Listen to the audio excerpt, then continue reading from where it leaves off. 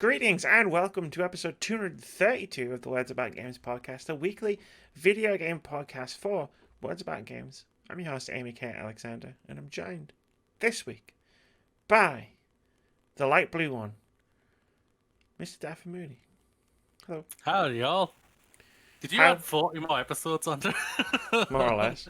I got distracted because I looked at my background and I realized that half my models have fallen over. I must have knocked it. I must have knocked it at some point and just not noticed. And now I'm wondering if it's been like that for weeks or if it was just a recent thing. And like, I'm just gonna go back through like episodes after episode after episode and just be like, oh, it's fun. Like I can see Elizabeth has fallen completely over, and all I can see is her legs sticking out of her dress. I need to get some lights on this shelf so you can see my starships.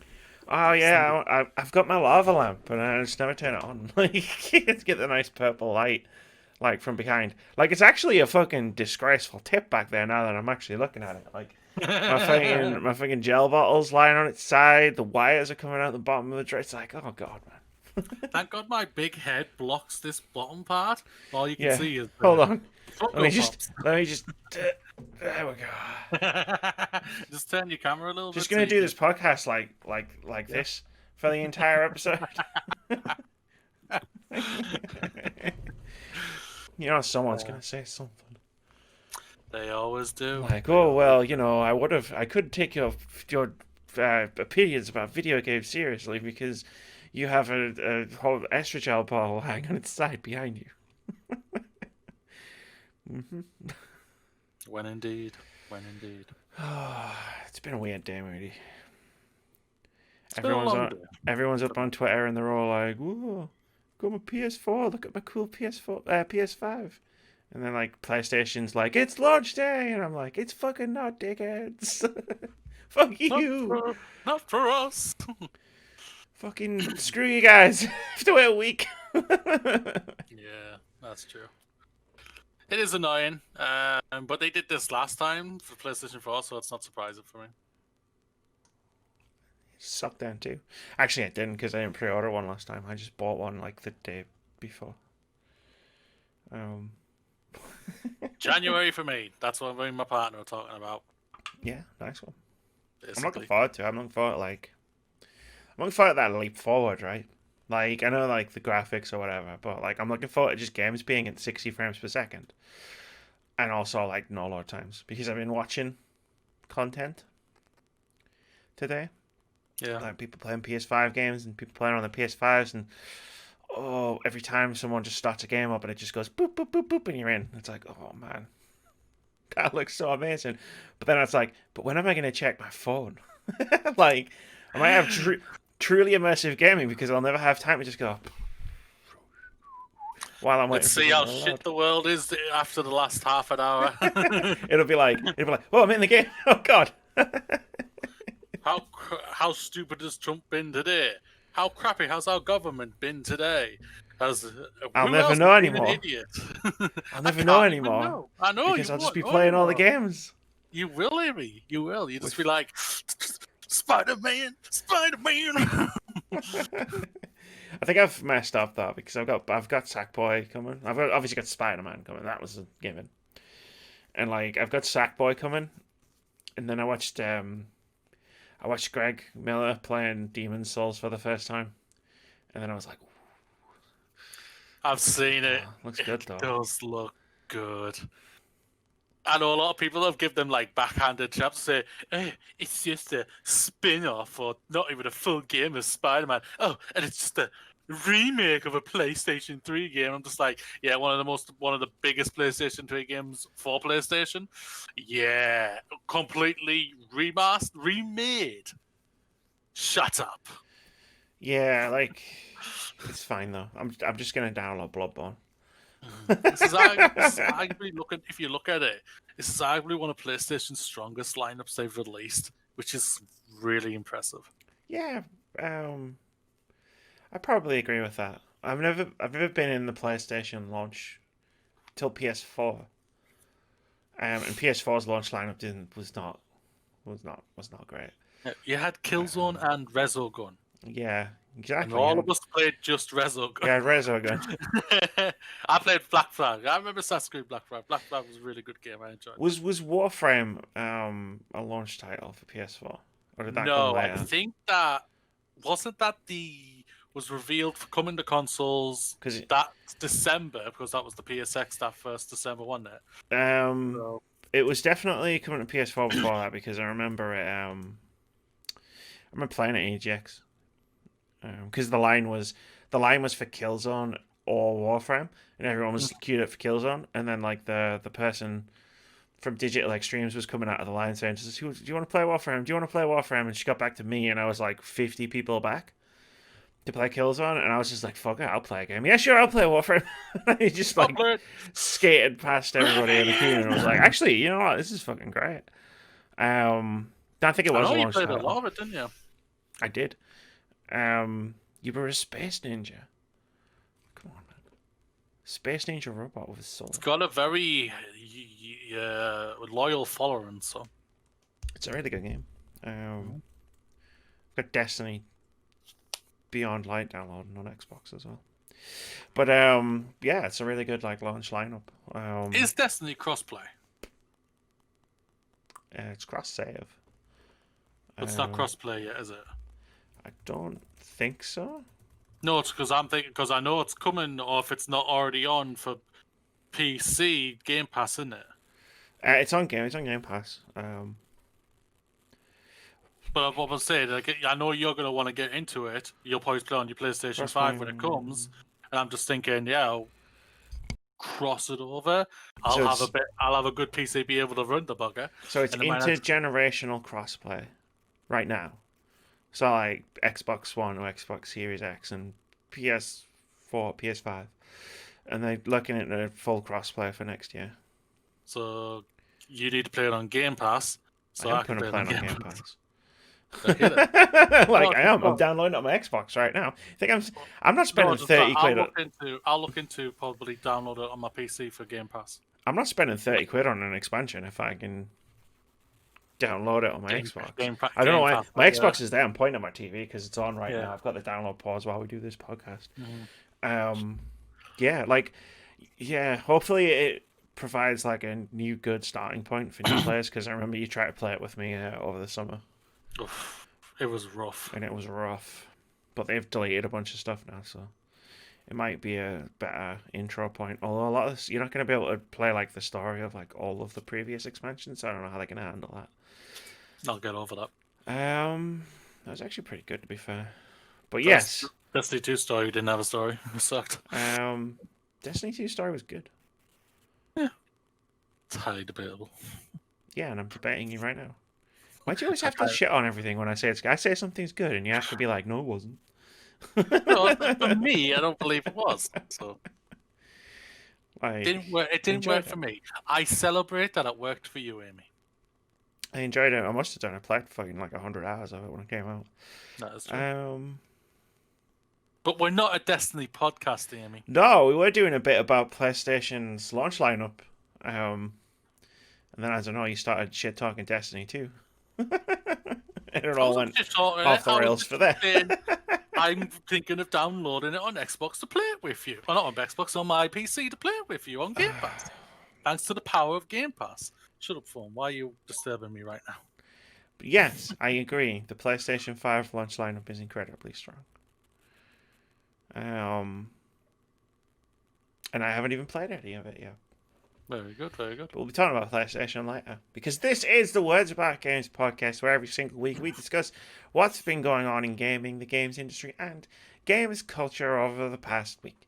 In this week's episode, we discuss Avengers seemingly flopping hard for Square Enix, potential release windows for a bunch of PS5 exclusives in 2021, Sony Japan reportedly being sidelined at PlayStation, and more. Then we'll go over all the new game announcements from the past week. We'll give you a content drop where we recommend some articles you should read and some videos you should watch. I knew I forgot to do something. And then we'll tell you what games are coming out next week before playing OpenCritic head-to-head, where we guess the OpenCritic average of one upcoming game. And as always, we'll wrap the show up with a post-show discussion and chat about whatever's on our minds. There are timestamps in the description below the video on YouTube, so you can skip around, you can watch specific sections of the podcast. You can watch it in any order you want. Watch the whole thing backwards.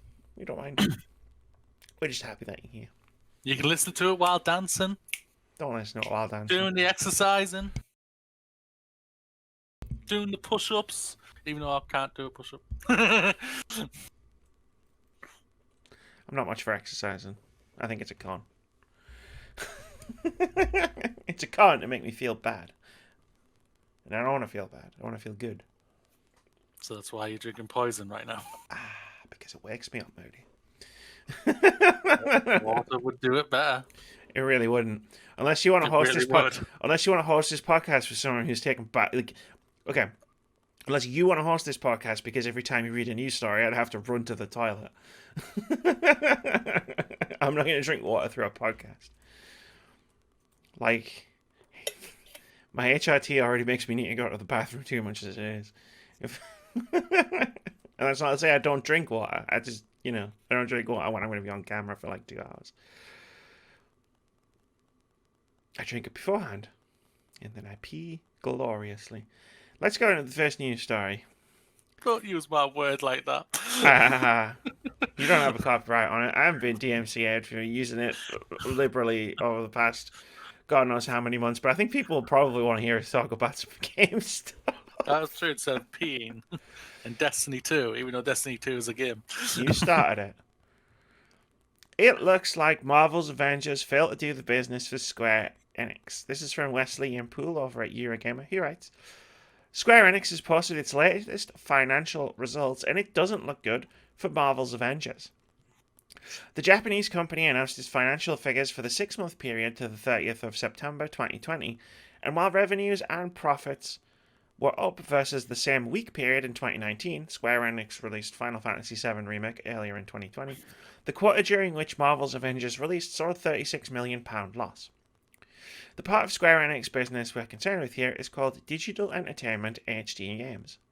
The company did not say how many copies Marvel's Avengers sold or commented on its performance, but Crystal Dynamics' troubled adventure comes out poorly when we compare the 2 quarters of the current financial year. In the first quarter of the 2021 financial year, when Final Fantasy VII Remake came out, the HD Games division saw net sales of £250 million and an operating income of more than £73 million, that's a tidy profit for the period. Then we have the second quarter of 2021 financial year, during which Marvel's Avengers came out. For this period, at the beginning of July to the end of September, Square Enix's HD Games business saw net sales of £174 million and an operating loss of more than £36 million. That's not great. It's hard to get a handle on exactly how badly Marvel's Avengers missed its sales target by, but it's clear the game hasn't done the business for Square Enix. In a tweet, Tokyo-based video game analyst David Gibson said volumes were 60% of plan, and Avengers had sold only 3 million or so. In early October, Crystal Dynamics said it was working on new updates for the game as fast and as safely as they can in a bid to reignite waning player interest. At the time, Steam Charts numbers suggested the game's PC audience had slumped to between 1,000 and 2,000 people a month after launch, low enough to trigger matchmaking issues. At the time of this article's publication, just 798 people were playing Marvel's Avengers on Steam. Ooh. This game has crashed and burned. Basically, this is Anthem territory. This is Anthem territory. Like, it's not even debatable at this point. Like, it's like if it had sold poorly but like retained a lot of players, then you could argue that maybe it was a success in that way. But it seems to have sold poorly, lost its company a shit ton of money, and no one's playing it anymore. Yeah. This was like you enjoyed it. You personally enjoyed what. Oh, absolutely! Like I haven't been back to it for a while, and the fact that I'm reinstalling Destiny 2 is probably not a great sign for my my like playing Avengers in the future, for a bit. But it was fine enough. It shouldn't have been released like in the state that it was, which I think we talked about the last time we talked about Avengers. It was broken as fuck. Like the first major patch they released fixed 1,000 bugs, and they weren't done fixing bugs. It just basically, it's Like, I never touched it, so when it comes to the game in general, I can't comment on the quality of it and like that. I'm literally going to go off what you've said and other people as well. But when the percentage of the critic rating is like around the high 60s to low 70s, that's not really good.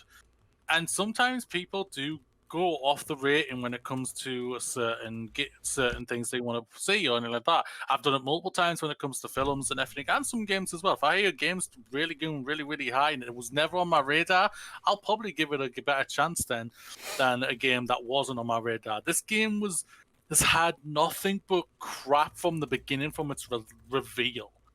And it never got back off it. Its first reveal did so much damage for me, for what I see from the wider industry in the whole and the wider audience.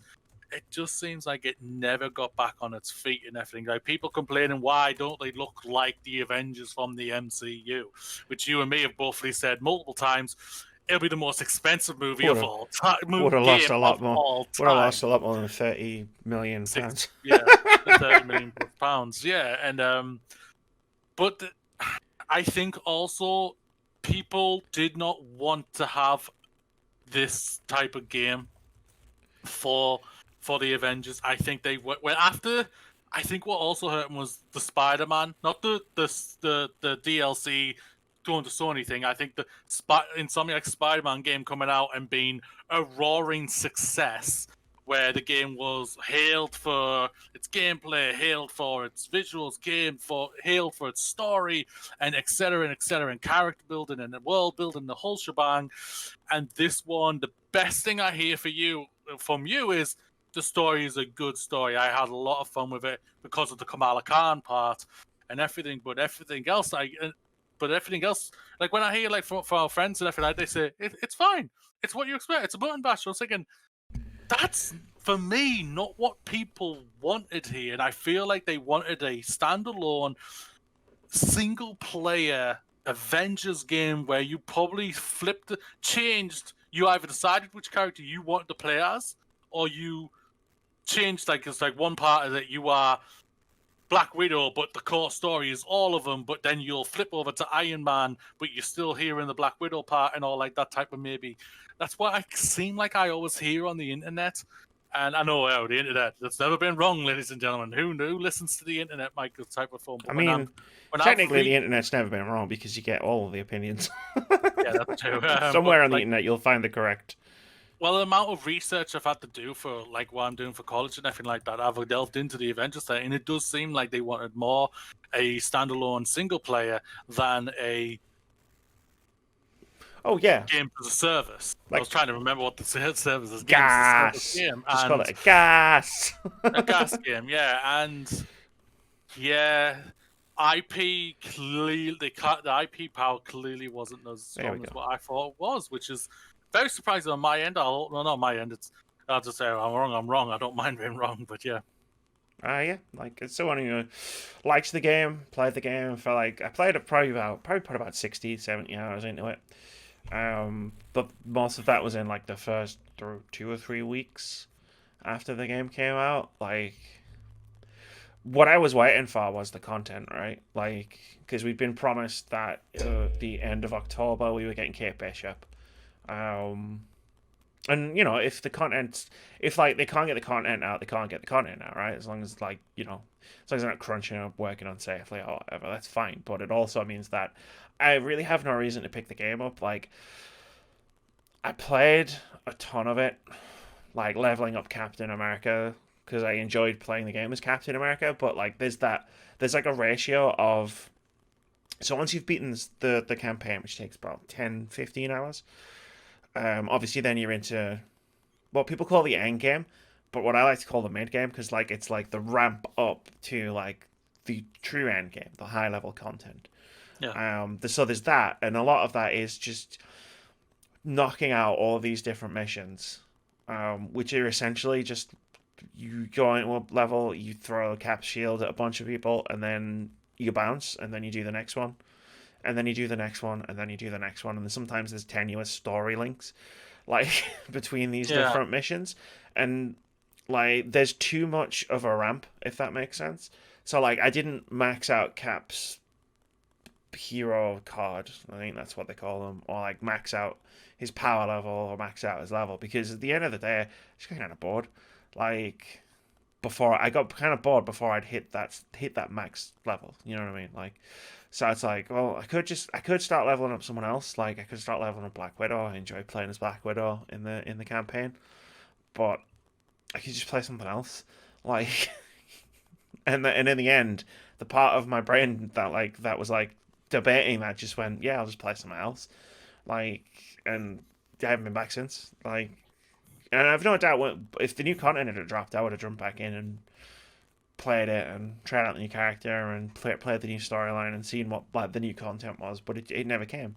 And while I'm understanding of why the reasons for that are, because it probably got delayed because they needed more time to work on it, because they need to work on the base game, it still means that there's no reason for someone like me to come back in to play the game.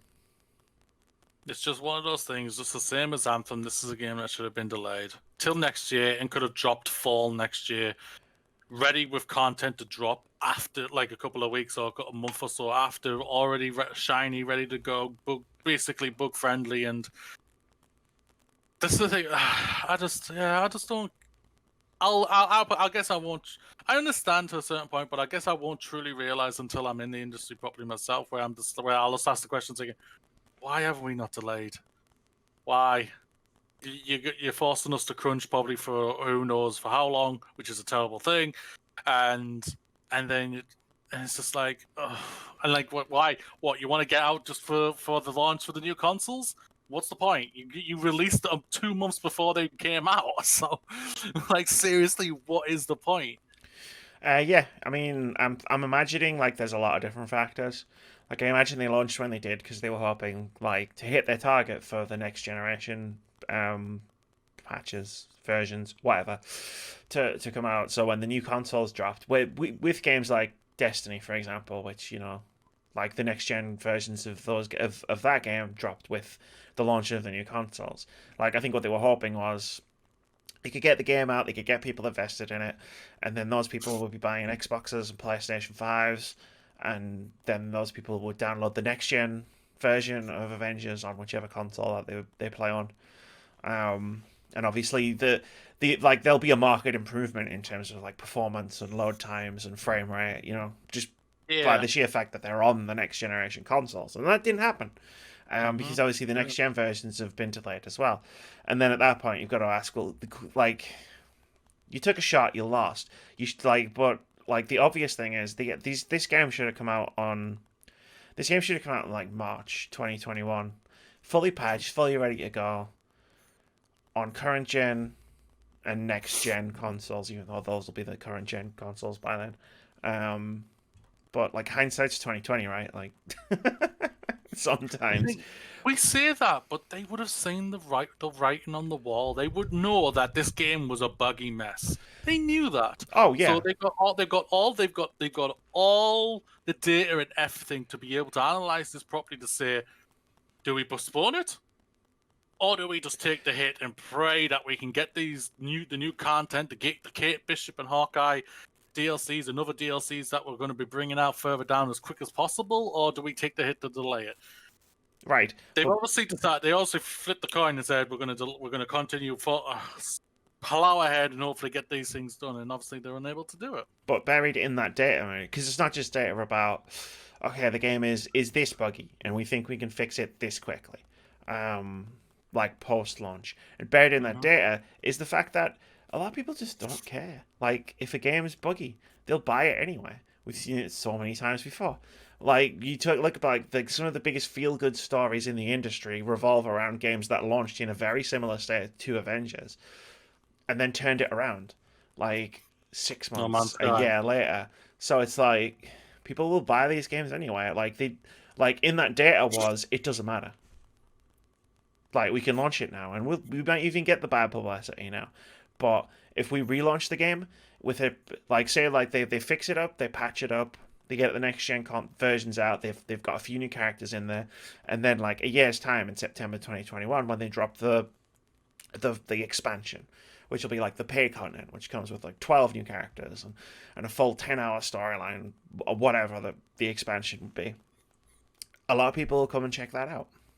And then if they come back to a game that's like better or good, like, because as much as I enjoyed the game, I'm not going to sit here and say it's good. Like, I'm not going to argue like it's going to be my game. Yeah, it's not like it's not. But like then then that narrative in a year's time becomes okay. Well, Avengers is good now, guys. Like they fixed it. It's good now. Everybody get it. And then a lot of people will go, "Oh, I've already got it. I'll just put it up." Because it's just how it works. And until people get out of the mindset of essentially the Futurama gif of shut up and take my money no matter what, we're going to be in this situation because there's no need to change it. Like, the only thing that could change it for Square Enix going forward, specifically if they plan to release another games as a service game, which, hey, they are next March, Scroll Outriders, like, they lost money. Well, they because they decided to make this a games as a service. This is hopefully long term for. They're in this for the long term, so hopefully they will recoup this and everything. With losing 30+ million, the issue, and I get it. I want them to recoup the money for the team at Crystal Dynamics, who clearly, like, there is good stuff to this game. It is an enjoyable game. I wouldn't have put 60, 70 hours into it if it wasn't. But if they recoup the money and then make a profit on the game in a year's time based on the scenario that I just laid out, they've learned nothing. And they'll do it again. Because it works. We will see. Like, we used to talk about this decades ago with World of Warcraft, where like World of Warcraft did a lot of stuff that was unpopular with a lot of the player base, but people like me and Keith used to talk about it because we were both WoW players and we were both MMO players back in the day, and it was like the only thing that's gonna make a difference is if people stop subscribing. Like, people can complain all they want, people can point out all of the issues all they want, but until people stop subscribing to the game, nothing would change. And hey, presto, people eventually stopped subscribing to the game, and things changed. Because the only metric that Square Enix will measure, regardless of what they say about wanting to win awards or anything like that, like any publisher says stuff like that, like all the metric is money. Did it make money? Did it lose money? If it lost money, it's bad and we need to change it. If it made money, it's good and we need to keep it. I agree. That's why Resident Evil went off the rails for so long. Same thing for movies. Yeah, like the Resident Evil games franchise was in such a bad place for such a long time because for all of the problems and for all of the obvious flaws and for all of the negative critical responses, it was still making lots of money. Hey. And that's how this industry works. We got people saying they have to buy the games because they're Resident Evil fans. I know, I hate that. It's like Japanese ports. Like there was I can't remember. There's big games which have been ported over from Japan, and they've been ported over in such a terrible state, and like the localization's awful, and like you get like these big fan group organizations saying we've got to buy this game because otherwise they might not bring it over to the West, and it's like, but it's a mess. Why would you want them to bring this over to the West? Like, how would you want to play Revelations when it got nothing but shit reviews? Maybe if you didn't buy this one, they would put effort into the next the next Western release. And if they decide based on the fact that you didn't buy it that they're not going to release one in the West, well, good, because the next one would have been shit anyway. Like the next port would have been terrible anyway, so it wouldn't have mattered because you'd be complaining about how bad it is. That is true. Crazy. Gamers are crazy. We all know this. Like, if we all just applied a little bit of common sense and logic to this, Avengers would have lost even more money because everybody kind of saw this coming. but around 3 million people still went out and bought the fucking thing. Like, this is the thing. 9 times out of 10, 3 million people buying a game, 3 million units. That's like normally for a normal game is a success. You would think, right? But I don't even know if 3 million units would have paid for the freaking license to use Avengers. That was the thing I was going to add in. Is that the only thing I can think of is one of the other reasons why they obviously decided they wanted to plow ahead. Obviously, of all the reasons that you said, which were all legitimate reasons, was Disney. I think we forget Disney. Disney might have been saying, "Get it out." Yeah, probably. We need to have this game out. We need to have an Avengers We game are literally in shit right now with the pandemic, as we can't get our movies out. We need this game out. Yeah, we need like brand recognition. We need people to remember Marvel. Like, you know Like what I people mean? are going to forget that. Even though Um, WandaVision's been pushed to January, people are still going to watch the movie. So yeah, you know what I mean though. Everyone obviously no one's gonna forget the MCU exists, but you want it to be a steady line. You don't want it to be definitely. like a big drop off and then something comes out and then nothing comes out for ages and then something you know what I mean? It's just like you want that steady line of Yeah. constant Marvel product. Yep. Don't worry, Disney have got it all prepared for next year, Yay. pandemic or not. So I mean, as someone who has controversial views on the MCU, yay. Yay. it's not controversial. You like what you like. Let's move on. We're gonna talk about PlayStation for a while. Seems fitting. It's PlayStation PlayStation 5's launch day as we record this. in America. In America. Not salty. Horizon, Forbidden West, Ratchet and Clank, Rift Apart, Gran Turismo 7 release dates narrowed down. This is from Sharif Saeed over at VG247, who writes, Sony has gone live with another ad for PS5, seemingly designed for the core audience as opposed to the more mainstream CG ads we've recently seen from the company. Moody's disappeared. The 1-minute trailer doesn't show new footage of existing or upcoming games, but it does tell us when Sony expects a number of the already announced PS5 games to arrive, something the platform holder has not shared before. According to the video, Gran Turismo 7, Ratchet and Clank Rift Apart, and Housemarque's Returnal are all anticipated in the first half of 2021. Horizon Forbidden West, on the other hand, is targeting the second half of the year. None of those games are coming out. Go on. Would you like to I'll tell you my spicy hot take prediction. None of that's gonna happen. That's what I think. I think Gran Turismo and Ratchet and Clank will hit their place. Returnal, that is questionable. Like no offense or anything, but Gran Turismo is one of the most historically delayed games in history. Like not 7, That's just true, in general. That's true. You're not lying there. You're not wrong there. But yeah, it's gonna be interesting. Like if Horizon does hit the fall, which until announced, we have to assume they are going to. Yeah, sure. Yeah.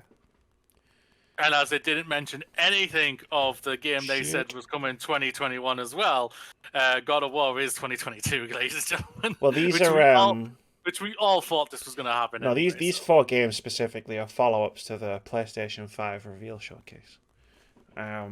That's what all 4 of these games have in common. They were all revealed. Oh yeah, I know first that. one. God of War obviously was revealed later, but I mean, like as far as like what I said, it's purely speculation on my part to be like, no, maybe I don't know much about Returnal, and definitely not. And then you think God of War 2. I mean, as soon as they said 2021, I laughed and said, "That's not happening." I think we all laughed a lot, even if we went, okay. "Oh my god!" and then we went, "Nah, not happening. It's not gonna happen. We know that's going to go 2022, which is fine. Take all your time and everything." Yeah, sure. Like I'm not mad or anything. We've all seen that documentary, Corey Barloff, about God of War, where you all talked about crunch. I'm not gonna lie, it didn't make you guys look in a good light. No, for me personally. Oh God, no! Where the woman who I can't. It's been a while since I've watched the documentary. I need to watch it again. I love watching it, but like, yeah, the woman who started crying in the middle of the documentary when she was talking about being away from her family and stuff. Yep. And then it's just like, oh, okay, so like you guys are just the same as every other shitty fucking AAA developer, right? This was a feel-good documentary. He's adorable. He is, but he's also like. I like Cory Barlog, and like I watched the documentary, I liked him. Like I see him on Twitter sometimes, and he seems like a cool dude, but sometimes he can be a fucking asshole. So can Neil Druckmann, So and I can think Neil he's a grown Druckmann. up, Like, and he can come across like a fucking asshole. I mean, yeah, Neil Druckmann's a bit of a dick as well, to be honest. But I don't know these people personally. I just see what I see on social medias and stuff. Like, don't take my opinion of Social these media people. has no context, ladies Yeah, and gentlemen. don't take my Remember that. opinion of these people with any like weight or impact whatsoever. I just think Unless they sometimes work for Activision I'm or sure I EA can be a bit of a or dick. Ubisoft. Yeah, I'm sure I can be a bit of a dick sometimes on social media as well. Um, but yeah, like I just don't see it really. Like, obviously Horizon's further away than we thought because we thought it was gonna be a launch game, and then we thought it was gonna be an early 2021 game. Um, for me, Ratchet and Clank might come out in the summer next year. Um, Gran Turismo 7 it could come out anytime before 2030, so we'll see. Okay, so if you were a betting girl, out of all four of these games, how many would you say will hit 2021?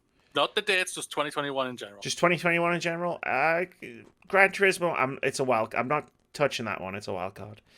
Ratchet and Clank Rift Apart, I think it'll hit 2021. I just don't know if it'll hit the first half of 2021. Returnal, don't even know how big that game is. Like, I know what it is, and it looks beautiful, and I know the gameplay loop. But I've not seen the gameplay, and I don't know how expansive a game it actually is. So I don't know when that's planning. How big a delay that could possibly. Like, I know for Horizon Forbidden West is going to be a huge game, right? It's a big open world RPG. Like, and I don't see I don't know. I'm 50-50 on Horizon. I think Ratchet will. And Returnal. Yeah, sure. I mean, toss a coin. Tell me what the result is, and I'll tell you if I think it's coming out in 2021. I think all four of them are hit. Okay. I think Turismo could be pushed to all the way to December as long as it drops in 2021. I'm fine. Horizon, I think, is going to be their big fall game. I think they want to have a big fall game, probably release September time before all the true big games like Call of Duty's, Ubisoft's, whatever next big game is going to be, and EA's, FIFA, and all like that. But Returnal, I think, I think Returnal will drop. Could get delayed a couple of times in the year, but I think they will get it. It all depends, like I say, like we all got to remember, is that we are all going through a pandemic right now in the industry itself when it comes to developing its games. They've had to readjust and reevaluate on multiple occasions, like we've already talked about on this podcast on many episodes. So my thing could be like, no, they all could get delayed to 2021 and everything. But yeah, I think Ratchet and Clank, how they've been pushing that game and how much we've seen so far, I think that game is far further along than we all thought it was going to be. Miles Morales is getting nothing but overall universal praise for what it is and everything, which is fantastic. And I don't hear really anything about bugs or anything like that, which is fantastic to hear. I'm sure it has got bugs, but not to like world breaking or anything like that. And Ratchet and Clank Insomniac Games are such a prolific developer that I can see them having this out for summer, probably maybe before E3 or just. Oh, excuse me, my apologies there. Excuse.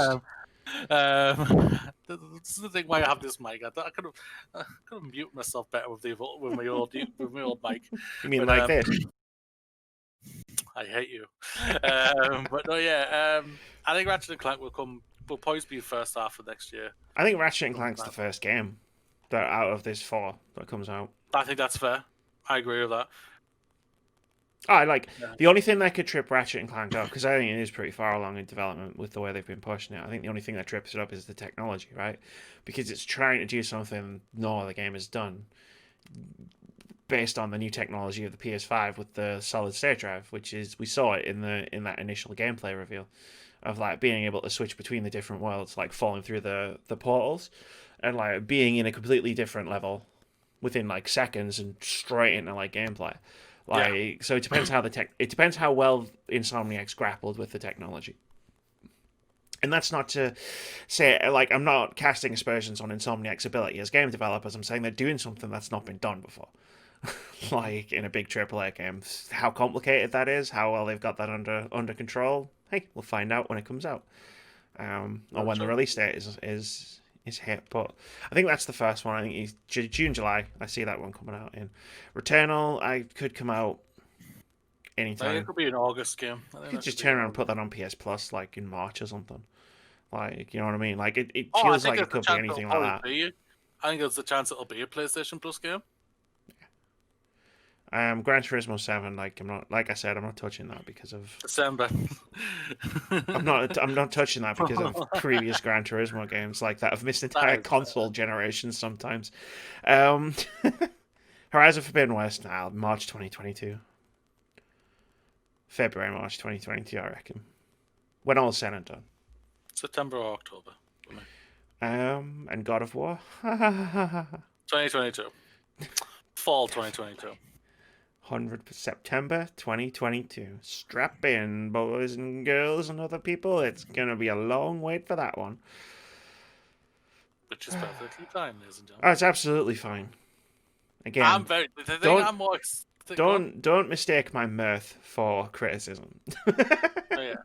I'm very excited to see whatever Naughty Dog are doing. Obviously, we're probably going to be getting a remaster of The Last of Us Part 2 or something like that. For it, because I know they've just like released a huge update for The Last of Us, which is apparently just shortened the load times like crazy for the PlayStation 5 update. Well, it's in the PS Plus collection, isn't it? So. Yeah, that's as well. So I can see that. I can see them that their first game for this generation, for next generation, is probably going to be The Last of Us Part 2 remastered. But whatever their new game, the true new game that is not a remaster, if it's a sequel or whatever is, I'm very excited for that. That could be something that is years ahead, that is years in the waiting. Basically, we're going to be waiting until the end of the generation probably for the game, but I'm excited for it. No, we'll be waiting until the end of the generation for The Last of Us Part 3. Probably. Whatever Uncharted game will be out within a few years. Well, they've created a new studio, and it's the high rumor is that is them. They Well, are create. They have. I mean, if they are, then that means that there's something else in the works because they already had two. If they've created a third and the third studio's making an Uncharted game, then that means that the other studio that's not making Last of Us is doing something. Sony doesn't like paying people to do nothing. That is true. And yeah, I can understand that. They like paying for exclusivities instead. They just like trying to buy all the exclusives, and no one kicks up a fuss. But the second Microsoft does it, everyone loses their shit because they just go out and buy the company instead. They just go. Sony didn't buy the company. That's why I'm angry. I was like, wait, He what? only just bought the exclusivity for the game. Pow pow, Street Fighter 5. Let's move on. Let's move on. Still talking about PlayStation. Sony Japan has been sidelined from PlayStation 5's launch, a new report claims. This is from Andy Robinson over at Video Games Chronicle, who writes, Sony's home territory of Japan has been sidelined in promotional planning for PlayStation 5 and seen its development teams slashed as the corporation places more importance on the US market. That's according to a new report by Bloomberg, which claims that PlayStation 4's disappointing performance in Japan, as well as PlayStation's decision to move its headquarters to California in 2016, have seen its input significantly reduced for its latest console.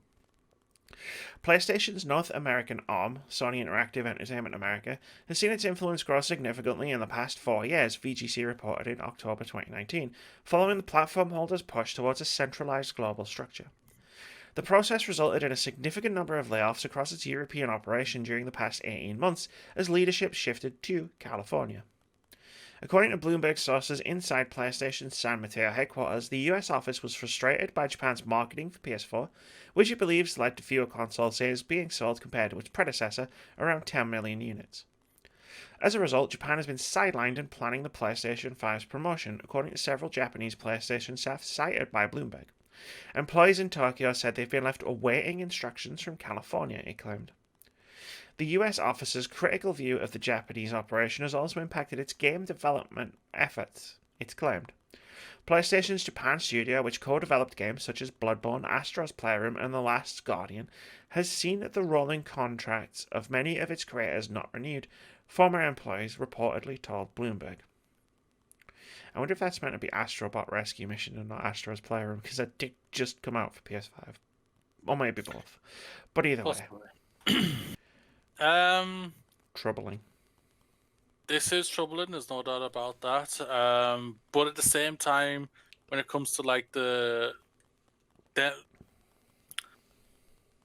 Japanese market is a very interesting market because they primarily play the mobile. They're very Or handheld type handhelds. of, or handheld centric and everything like that. So that's why, like, and with the Switch coming out, I can understand why they're probably a little bit annoyed that the Switch probably has took over the Japanese market a little bit. But and the PlayStation 4 is just not a handheld, as we already know it like that, and the PlayStation 5 is definitely not a handheld. No. This is worrying, but it's also a little bit not surprising for me whatsoever. It's very disappointing for the people who are probably going to be losing jobs and everything like that. It does seem like it is probably leading to the dreaded shutting down of the company. Which I'm just going off what I'm reading here and what you've just said there and everything like that, which is incredibly disappointing because they've just moved their whole thing over to America and California, haven't they? I believe their European operations. Yeah. Yeah, shifted to California and everything. Yeah, this is worrisome, especially like how the co-developed games such as Bloodborne. Bloodborne was one of the biggest games for the PlayStation 4. Astral Playroom has always had a little heart for a lot of people. It's like it's a nice little adult little thing. Astrobot And is a very well beloved game. Last Guardian was overall, I think, well received. But I think it was I know a lot of also people who liked it. I loved it. I thought it was fantastic. yeah. Depends if you, and I don't mean to like sound like, I don't mean to like sound like a dick, but it depends if you got it or not. If you got it, you loved it. If you didn't, you didn't, and that's fine. But yeah, as someone who like really likes Japanese games, like they make just Sony Japan also co-developed Gravity Rush, Astrobot, Astrobot Rescue Mission, which I think is what this story was trying to refer to.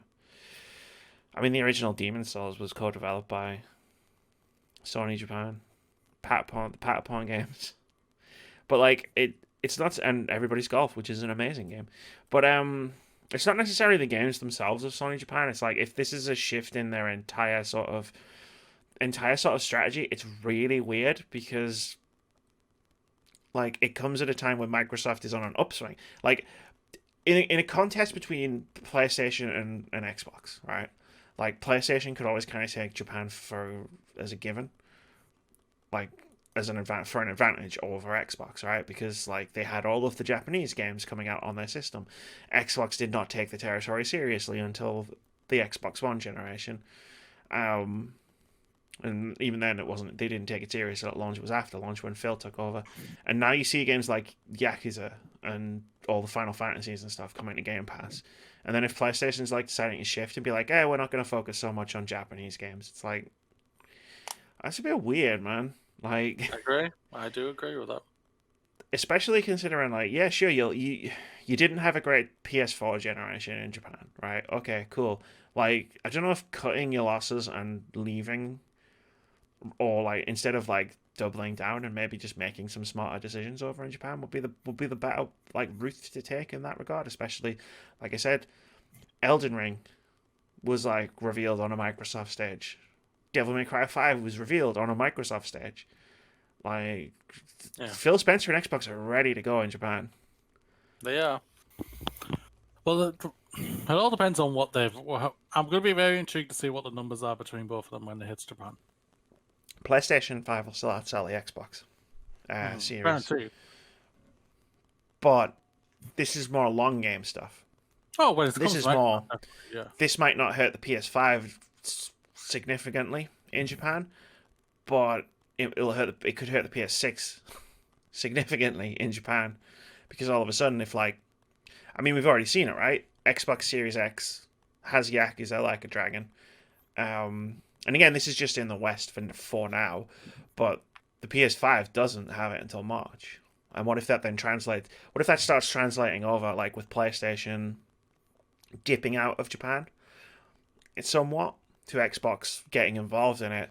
Yakuza 8, maybe that's an Xbox exclusive in Japan. You're not right. You're not wrong. I just said you're not right there. You're not wrong there. Apologies. I think people will start paying notice more than this when the one big game everyone wants to see on Xbox happens. Persona. And that's going to happen. We know it's going to happen eventually, ladies and gentlemen. If it's 5 or whatever, or if it's the 6th game, which we all know is probably getting made right now to this day, Yeah, 100%. and if it is revealed on an Xbox stage, that's earth-shattering, ladies and gentlemen. True earth-shattering. That's where Microsoft are just like, holy mother of God. They may not have the numbers in it, but they are truly fighting more than ever when it comes to this Japanese market and whatsoever. And if it says like first on Xbox or whatever, you're just like, Boom. Boom. what the Hold on. hell? Hold on Type a of second. mentality. Yeah. What? If PlayStation laps and let that go, phew, damn. It's possible. And Like, this is again, the I'm thing. not talking about the next 6 months, 12 months. I'm talking like I know. this entire No, I'm explaining. I know you know. I'm Oh, just I know. explaining for like anyone who's listening. Like I'm talking like the next the next entire generation, like could slowly see it flip because Xbox might not be able to catch PlayStation in terms of sales in Japan, but it's not just sales that Xbox is after. They're after games. And with those games will come bigger popularity in Japan. But there are a lot of weebs like me who love playing Japanese games. And if they all start coming out on Xbox in the West, PlayStation might have a bit of an issue. Persona 5 was huge when it came out, and it was a PlayStation 4 exclusive. Mm-hmm. Yes, indeed. Now imagine if all of a sudden it's also on Xbox. Not even an Xbox exclusive, even if it's just also on Xbox at launch, when it launches in the West. That's big. Because that means people like Keith, the former podcast co-host who I'll remind everyone specifically bought a PlayStation 4 to play Persona 5, wouldn't have needed to buy a PlayStation 4 to play Persona 5. And wouldn't need to buy a PS5 to play Persona 6. That's big enough in and of itself. Because that one game will be a domino, where, like I said, all of a sudden you might just see Yakuza 8 might be first on Xbox. Yeah. Bayonetta 3 comes out on Switch, it might just come to Xbox first. Dominoes start falling. And PlayStation's strategy here, I've criticized it before when they announced it, when they moved away from Europe to like centralize in California, and if they're moving away from Japan to centralize in California as well, I don't long term. I don't know about this strategy. It's gonna be fascinating. I really don't. We'll be keeping an eye on this, like for the next couple of years, ladies and gentlemen. For as long as we podcast, we'll be keeping an eye on this. Mm-hmm. Anyway, let's sprint through. I don't want to read the next one, so I'm just gonna go with the one after it.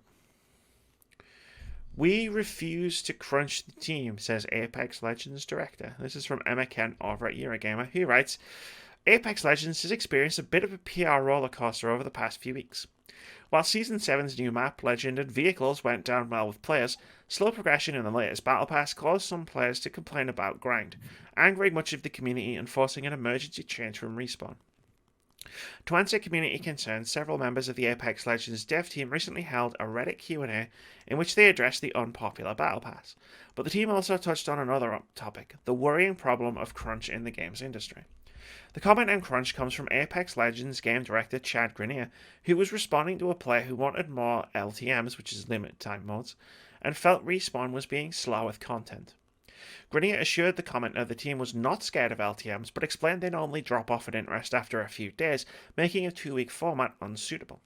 He then went on to say that Respawn was also trying to avoid crunch, and content would perhaps release a little slower as a result. Quote, we also refuse to crunch the team, so we'll probably be slower at making content than if we worked 15-hour days, but that's just not something we're willing to do, Grenier said. We've nearly doubled our team size since launch to accommodate the content demands, so we're really trying to bring you quality content at a healthy pace, end quote. Moody, we've played Apex Legends. We've dropped off a bit since Among Us and Phasmophobia became a thing. Did you ever feel like Apex Legends content was coming out too slowly? No. Because that was my first reaction to this. Like, there's the crunch stuff. We'll talk about all of that stuff in a minute. Like, the thing of, like, the game is being slow with content. Like, I feel like, no, that was never the case. It's like a 3 months process, isn't it? It's It like was they a cover three for three three months months. between, say, Legends, which was like the new season, and every season they managed to release a new legend. But then even in the midst of those seasons, like usually halfway through, something would happen. There'd be a map update, or like they'd release a new mod, or there'd be a new hunt, and that was on top of the fact that while we were playing it, like we were getting weekly single player levels, like Yeah. weekly PVE levels. Um, and then on top of that, you'd get balance patches. So like there'd be a patch where suddenly like the weapons had been rebalanced, or there was the patch where like everything was Evo shields, and they were testing that out. And it's like, I just, it seems unreasonable to think that the game was being updated slowly, because I feel like it was difficult sometimes. Even when we were in lockdown, playing the game almost every day, I feel like it was difficult sometimes to keep up with with the new content. Yeah. Like you can disagree with you can dislike what type of content they're throwing out and everything. I won't lie. They're like the ones saying vehicles. I'm like, I don't know if I like vehicles, but that we haven't played it, so we can't comment on it or anything like that. For all we know, it's perfectly fantastic and everything. But Yeah. that's very unappealing for me. I won't deny that. But they throw out content like every 3 months. This is what a games as a service game should be basically like. Something to cover you for 3 months. Yeah, And then and get even you in back. sprinkled in between those 3 months, you get other stuff. Yeah. Like, not as big, but Yeah. So I'm like, this is just it. As always, entitled gamers just thinking like they're entitled to I certain think it things. is. But I also think a Yeah. problem is Fortnite has set a very unreasonably unrealistic expectation of how quickly battle royale games can push content. But we all know how bad the working conditions have been at Epic to get that content out as fast as they do in Fortnite, and it's like, Yeah, the bastards can't even fix the app for me. and they can't even get Moody on the Epic Game Store. Like, he can play Yeah. Fortnite even if you wanted to, but Yeah. like. They keep telling me uninstall Fortnite. Like, I don't have Fortnite. I never played it. Listen, dickheads. I know everybody else downloads your stupid launcher to play Fortnite, but I don't like Fortnite. I have a battle royale and it ain't yours. Go away.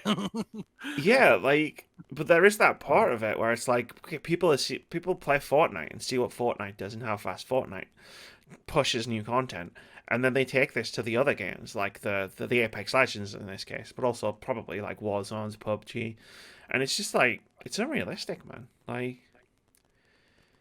Yeah. Irregardless of new content, I played Apex Legends because it's a fun first-person shooter that I enjoy playing.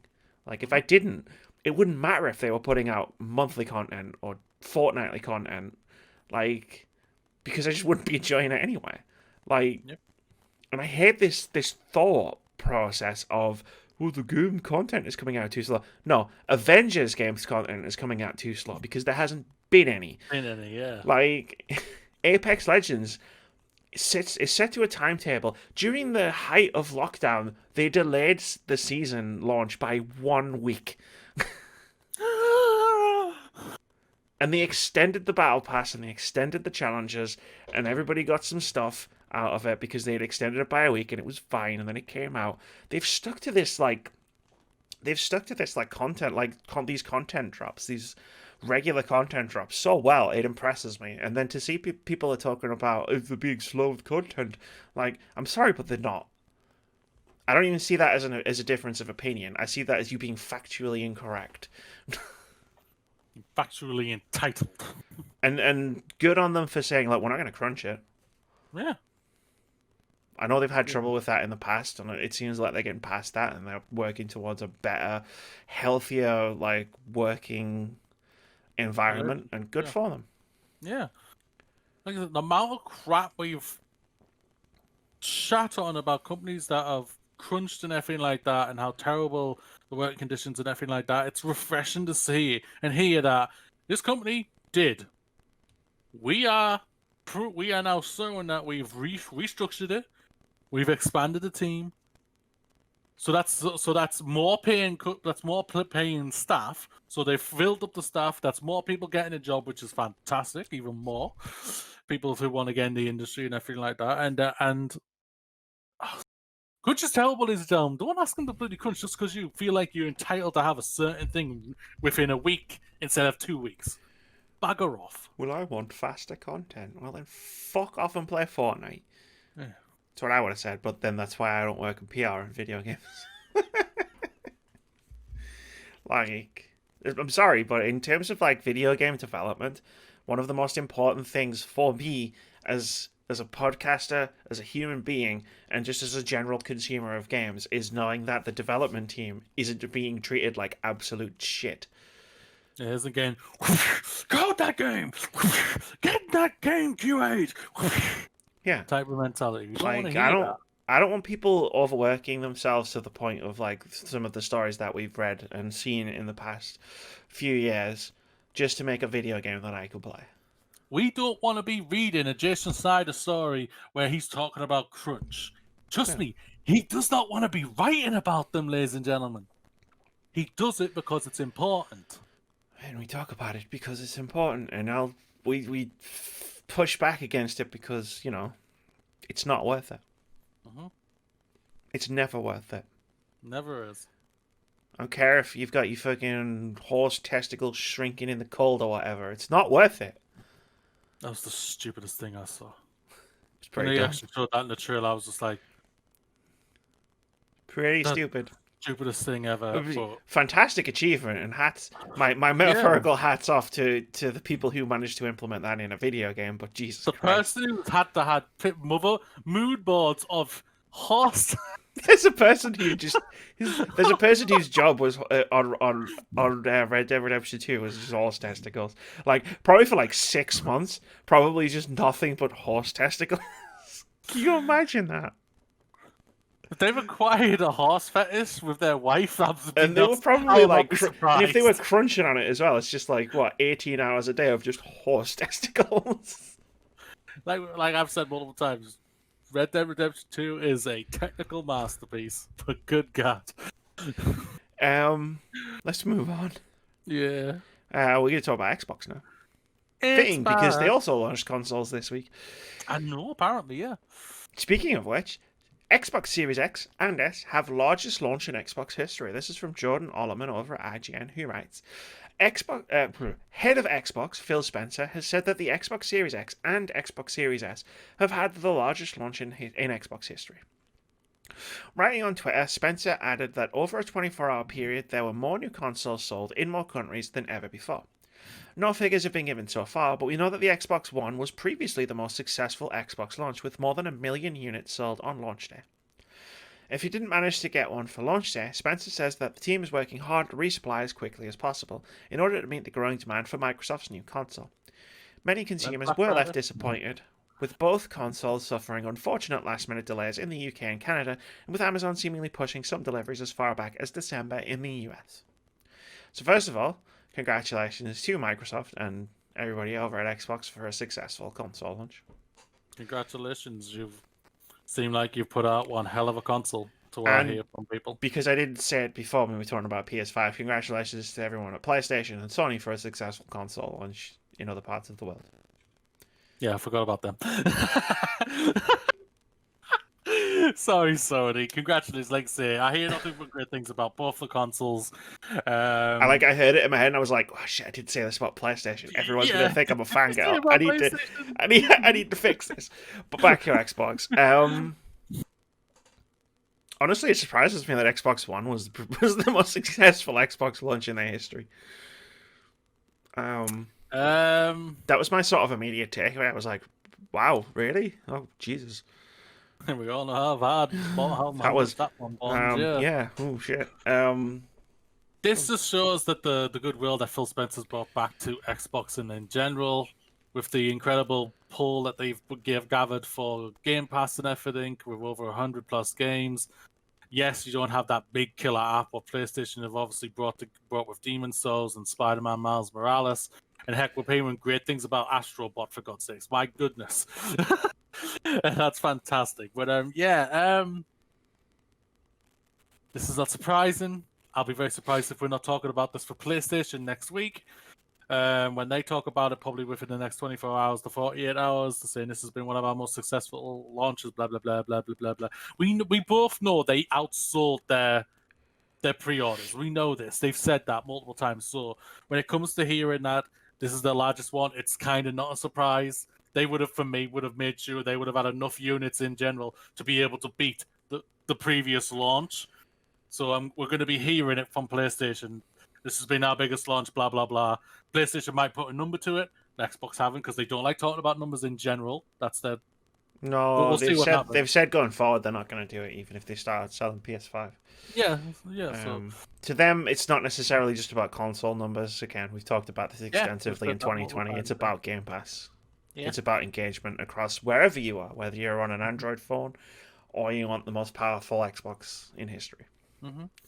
Like, if I didn't have the brand new PC, I probably would have got one of them, and it probably would have been the Xbox, because that's the one I'm primarily gaming on. But as I've got my new chunky boy here, big chunky in the Xbox Series X itself, maybe not as powerful, I won't lie. I'll have next week. I'll have a console that will dwarf them all in size. I would be very fascinated by that. That's the size comparison you want, right? Yeah. Well, my PC's smaller than my old PC, but it's wider than the old one. So that's it's PS5 though. It's big. It's a tall boy. Yeah, I've seen it. Like, it's bigger than Fix's head. Yeah. Wow. Imagine. But he hasn't put out the digestive thing though yet. Unsubscribe. He's not giving us what we want, Amy. Unsubscribe. Unsubscribe already. Nah, I'm not having that. Like, don't do that, ladies and gentlemen. No one unsubscribe. But maybe tweet at him and just ask him how big a PlayStation 5 is in digestives. Yeah. And because he did it for Xbox and it was brilliant. Let's move on. Xbox boss denies report of Japanese studio acquisition talks. This is from Tom Phillips over at Eurogamer, who writes, Xbox chief Phil Spencer has poured cold water on a recent report which suggested there was evidence Microsoft was seeking to make studio acquisitions in Japan. Quote, several Japan-based game developers from small to big said Microsoft had approached them about buying a business, Bloomberg wrote last week. They asked not to be identified as the talks were private and declined to give details on how the discussions went, end quote. But when questioned on the report in a video interview with GameSpot, the boss of Xbox said it was not accurate. Here's Spencer's full answer. Quote, I don't think so. We're usually not out there. I say I don't think so. I mean, I'm not in every meeting that every team has. I'll say not for me. Most of the opportunities that we've had to date have been for a long-lasting relationship. So I don't think we're out there with our business cards throwing them out on the corner trying to find people. Funny image. I've talked about my affinity for Japanese studios and the thinking back in the day when we had more games in Japan created as part of our first party. I'm excited when the deal closes to spend more time with Tango and the work that they're doing. So it's an area I'm interested in, but no, I don't think that's not accurate, end quote. The Tokyo-based Tango Gameworks will become part of the wider Xbox Game Studios family when the deal to buy its parent company ZeniMax owner of Bethesda goes through next year. Elsewhere, it's interesting to note Spencer's mention of opportunities which have arisen from long-standing relationships. Prior to Microsoft's eventual announcement that it would buy ZeniMax and Bethesda, reports suggested Bungie was another acquisition candidate. Oh. Destiny. I just realised why I just realised I went on there and I went, I thought you said Gearbox. Please don't buy Gearbox, Phil. I don't. No. But they might kick that guy out. So, but no, yeah, Bungie. We've heard like talk about they might try and buy Bungie, but obviously apparently that was too expensive. Randy Pitchford. It took me like 30 seconds to remember his name there. Sorry, he said that guy, and I was like, I don't want to mention his name. I haven't talked about him in so long. I was like, what's his name? I know, he's kept quiet. It's a surprise. Give him time. I think someone finally took his fucking phone off him, which is about fucking time. Probably like that. I wish someone did that for Trump. The thing about this is, even if Xbox are, even if it's just tentative, like they're approaching Japanese development studios, and they're saying, look, we might be is there any interest, you know what I mean? Or whether it is just, look, here's a fucking wagon, it's full of cash. Would you like us to just dump this into your lobby and we can call it a day? From like any like point between those two extremes, Like, Phil Spencer's not going to be able to say anything either way publicly about it. That's how takeover talks work. Yes, definitely.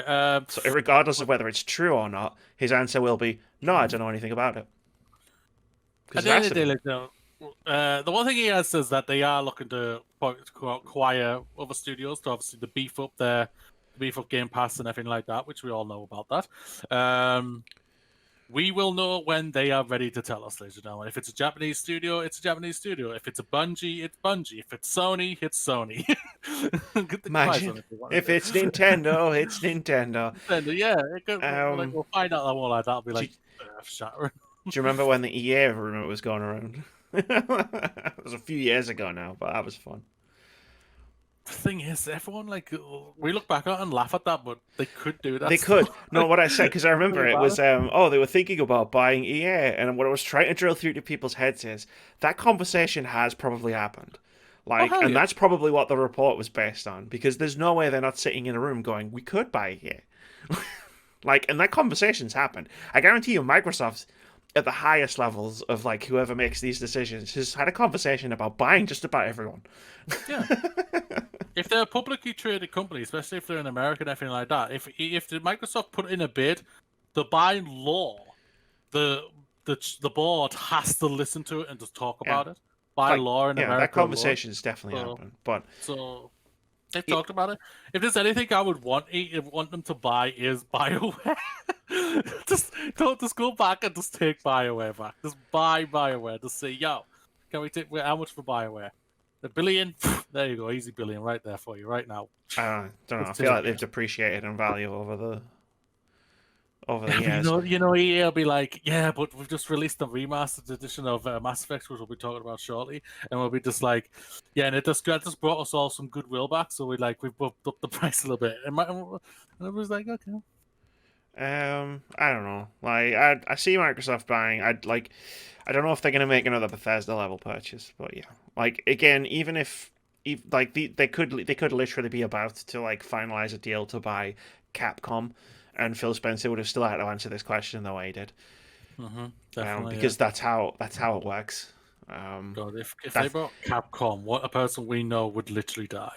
yeah. I mean, a few years ago it was probably because Capcom were in real trouble a few years ago, but they seem to have steadied the ship now, so it's probably less likely than it would have been. Which I should probably update that example because I've been using that example because in 2016 ish. When this all Bethesda are started, absolutely fine. when this all started, it was like Capcom would be probably willing to sell because they're in financial trouble. Yeah. Yeah, that doesn't necessarily mean that they only buy companies that are in trouble. It's just that Capcom would be easier to buy than say So it's Sega then now. Sega. Yeah, Sega's in trouble now. Could be said. I Sega's in mean, trouble. we've had that swirling around for a while, but Just because of a controller itself. yeah, I feel like the Bungie one's possible as well because I feel like there's not a great amount of the leadership left at Bungie who left Microsoft in 2010. So the bad blood might just be gone by default. Well, obviously, because they've got it all on Game Pass and everything like that, the bad blood is primarily probably all gone. It might just be a case of they're just going to measure the metrics and see how much of an impact having Destiny 2 with its brand new just launched expansion will have on Destiny 2's player base on Xbox. And if there's a big enough bump, like it'd be worth Microsoft just throwing the money in and buying them because Bungie aren't just making Destiny. Let's not forget.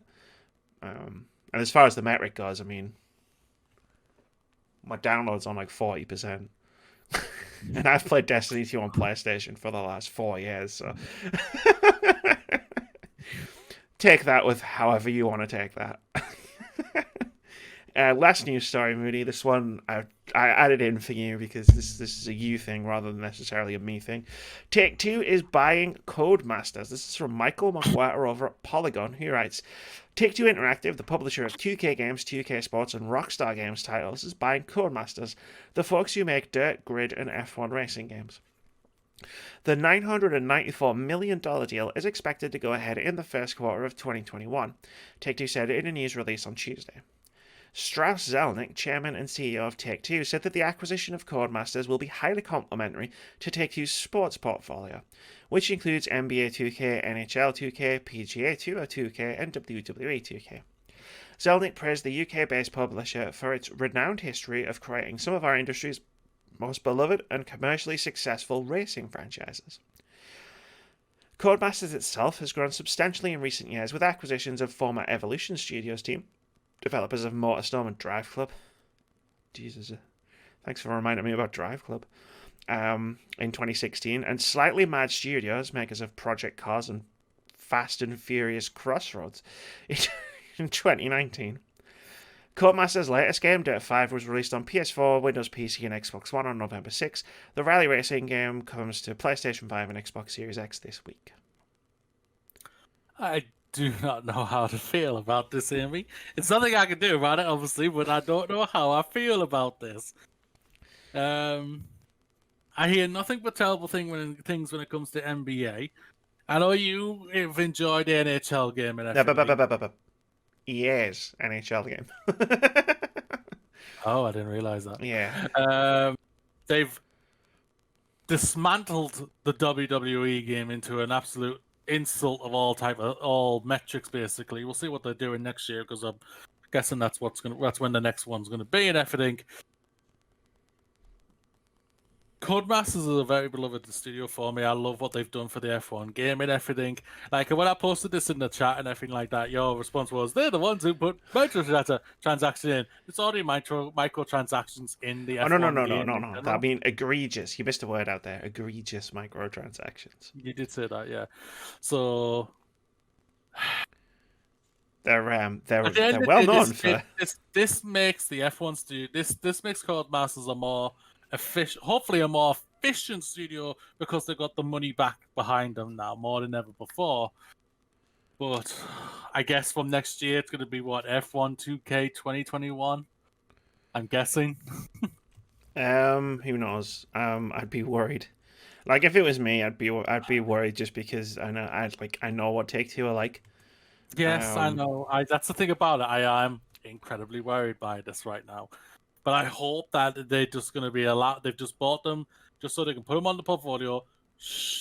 Yeah, I find chuck on your stupid, disgusting microtransactions, which we all know you're going to do. I won't touch them, so it won't bother me at the end of the day. But at the end of the day, as long as they allow Codemasters to keep doing what they want them to do when it comes to the F1, because at the end of the day, the F1 game has a very prolific esports initiative behind it. So it's like, if you damage that, and you hurt the game in any way, which stops them from being able to be efficient and becoming some of the best virtual racing drivers in the world, then you're going to have some real problems from a lot of people and everything, especially from F1 itself, which at the end of the day, 2K, you're not as big as F1. So... They might just then, they could just stop making official F1 games then. Well, they can't because I'm pretty sure they've just re-signed the contract to 2025, I think.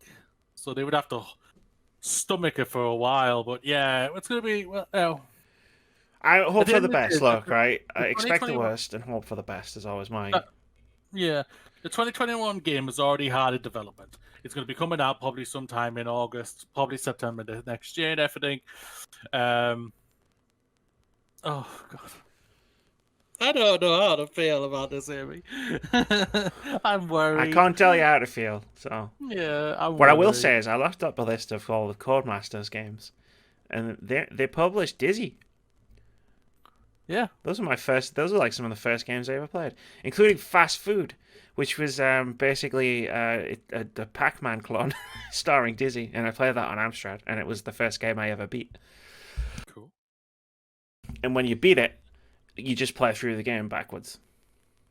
And then when you beat it that time, it goes forwards again. And then when you beat it that time, it goes backwards again. Cool. I saw the screenshot and I was like, wow, that takes me back. Announcements. Game was released in 1989. Yeah, we got some new announcements. I was going to say, you're going to keep with your nostalgia trip, right? Yeah, I'm just going to talk about Dizzy for the next half an hour. Such a great game. I mean, terrible game if you try to play it now, but at the time it was really good. Yeah, so there was a reveal of Mass Effect Legendary Edition, which is launching in spring 2021 for PC, PlayStation 4, and Xbox One. Obviously, it's also going to be forwards compatible with brand new consoles. And while we're on the subject, BioWare also confirmed a new Mass Effect is in development. I'll say right now, like I said, is that when I shared it, I'm happy about this. This is what I thought was going to happen and everything. I won't lie. In the thing I said at the beginning of the year, I thought it was going to be this year and everything. It may have been dubbed for this year, but obviously with the pandemic, we'll never know and everything. I'm overall happy. I love the trilogy. And I probably will be buying this because it's aimed for me for the nostalgia trip in general. I've already told my mate about this, my best friend Andy, who loves the Mass Effect trilogy. And he's just like, "What, really?" I said, "Yeah, mate." "Oh my god, I must buy it." I said, "But you've got it on Game Pass." "I must buy it." I said, then I basically said, "I must buy it as well." Type of mentality. I'm literally one of those guys with Resident Evil. I apologize to this, ladies and gentlemen. When it like, Speaking as someone who bought Umbrella Corps, I can't say anything. Yeah, that's true. When it comes to like the BioWare confirms the new Mass Effect game, I'm not surprised. That's It not is a a surprise. little bit of a surprise because they did put the franchise on ice in 2017. So. It all depends. Like development, it all depends how far this development is. The pre-production is pre-production. This That is could not. literally- Yeah. them saying that them having it in pre-production, they can literally just come out and say it's in development. It's in active development. Will it actually see the light of day? Who bloody knows? Because we're still waiting for Dragon Age, ladies and gentlemen, which I'm petrified for as well at the same time. But Is that because I've managed to convince you that it's going to be a live service game? I fucking hate you. Look at the evidence, Moody. Like, look in your heart, search your feelings. You know it to be true. Yeah. By the way, I just want to shout out Keith, who dropped it in the group chat. Because I was at my day job, so I didn't see it when it actually happened. And it was like, what's everyone's feelings like? Like anyone was gonna find it controversial that they were releasing the Mass Effect Legendary Edition. Like, I was gonna say, yeah. Like, it's not really a controversial thing. It's like they're doing a remaster of a beloved trilogy. I said this was gonna happen in January. My only question is, the only question I have is, am I going to be able to nab it in my fantasy game league team before anyone else takes it? Yeah, that is the ultimate question. Like, because either way, this is gonna get at least minimum because 80s. It's the Mass Effect trilogy, right? Yeah. Like, even if they screw up Mass Effect 1, because they've talked about maybe making some gameplay enhancements to it, because it plays very differently from the other two games. Like, it hasn't aged well, it's fair to 2 say. and 3 still exist. Yeah. And if you're reviewing the game, or if you're just playing the game, like, by the time you get to the end of 3, you're not going to be thinking about the gameplay of 1. I know a lot of people were hoping that they probably would remaster or remake, should I say, Mass Effect 1 to align up to those new editions, what happened in Mass Effect 2 and 3, but I'm just like, I see where you're coming from. It is disappointing, but this is not surprising that they're just throwing out a Legendary Edition, remastered edition for them. So I'm getting what I want. I'm a sucker for it because I love the trilogy. The trilogy is one of my favorite trilogies in gaming. Like the ending of Mass Effect 3 doesn't really bother me that much. So I'm just like, because it's the journey. The journey I loved. I loved the journey, and I fell in love with Tali, and I was just like, Tali's my girl. Tali's my girl. Unless you like, I'm not getting into it. I'm not getting into it. Getting into what? No, I was just thinking then, like, the last time Keith dragged me into a conversation about Mass Effect 3, I'd have a whole new podcast just about it.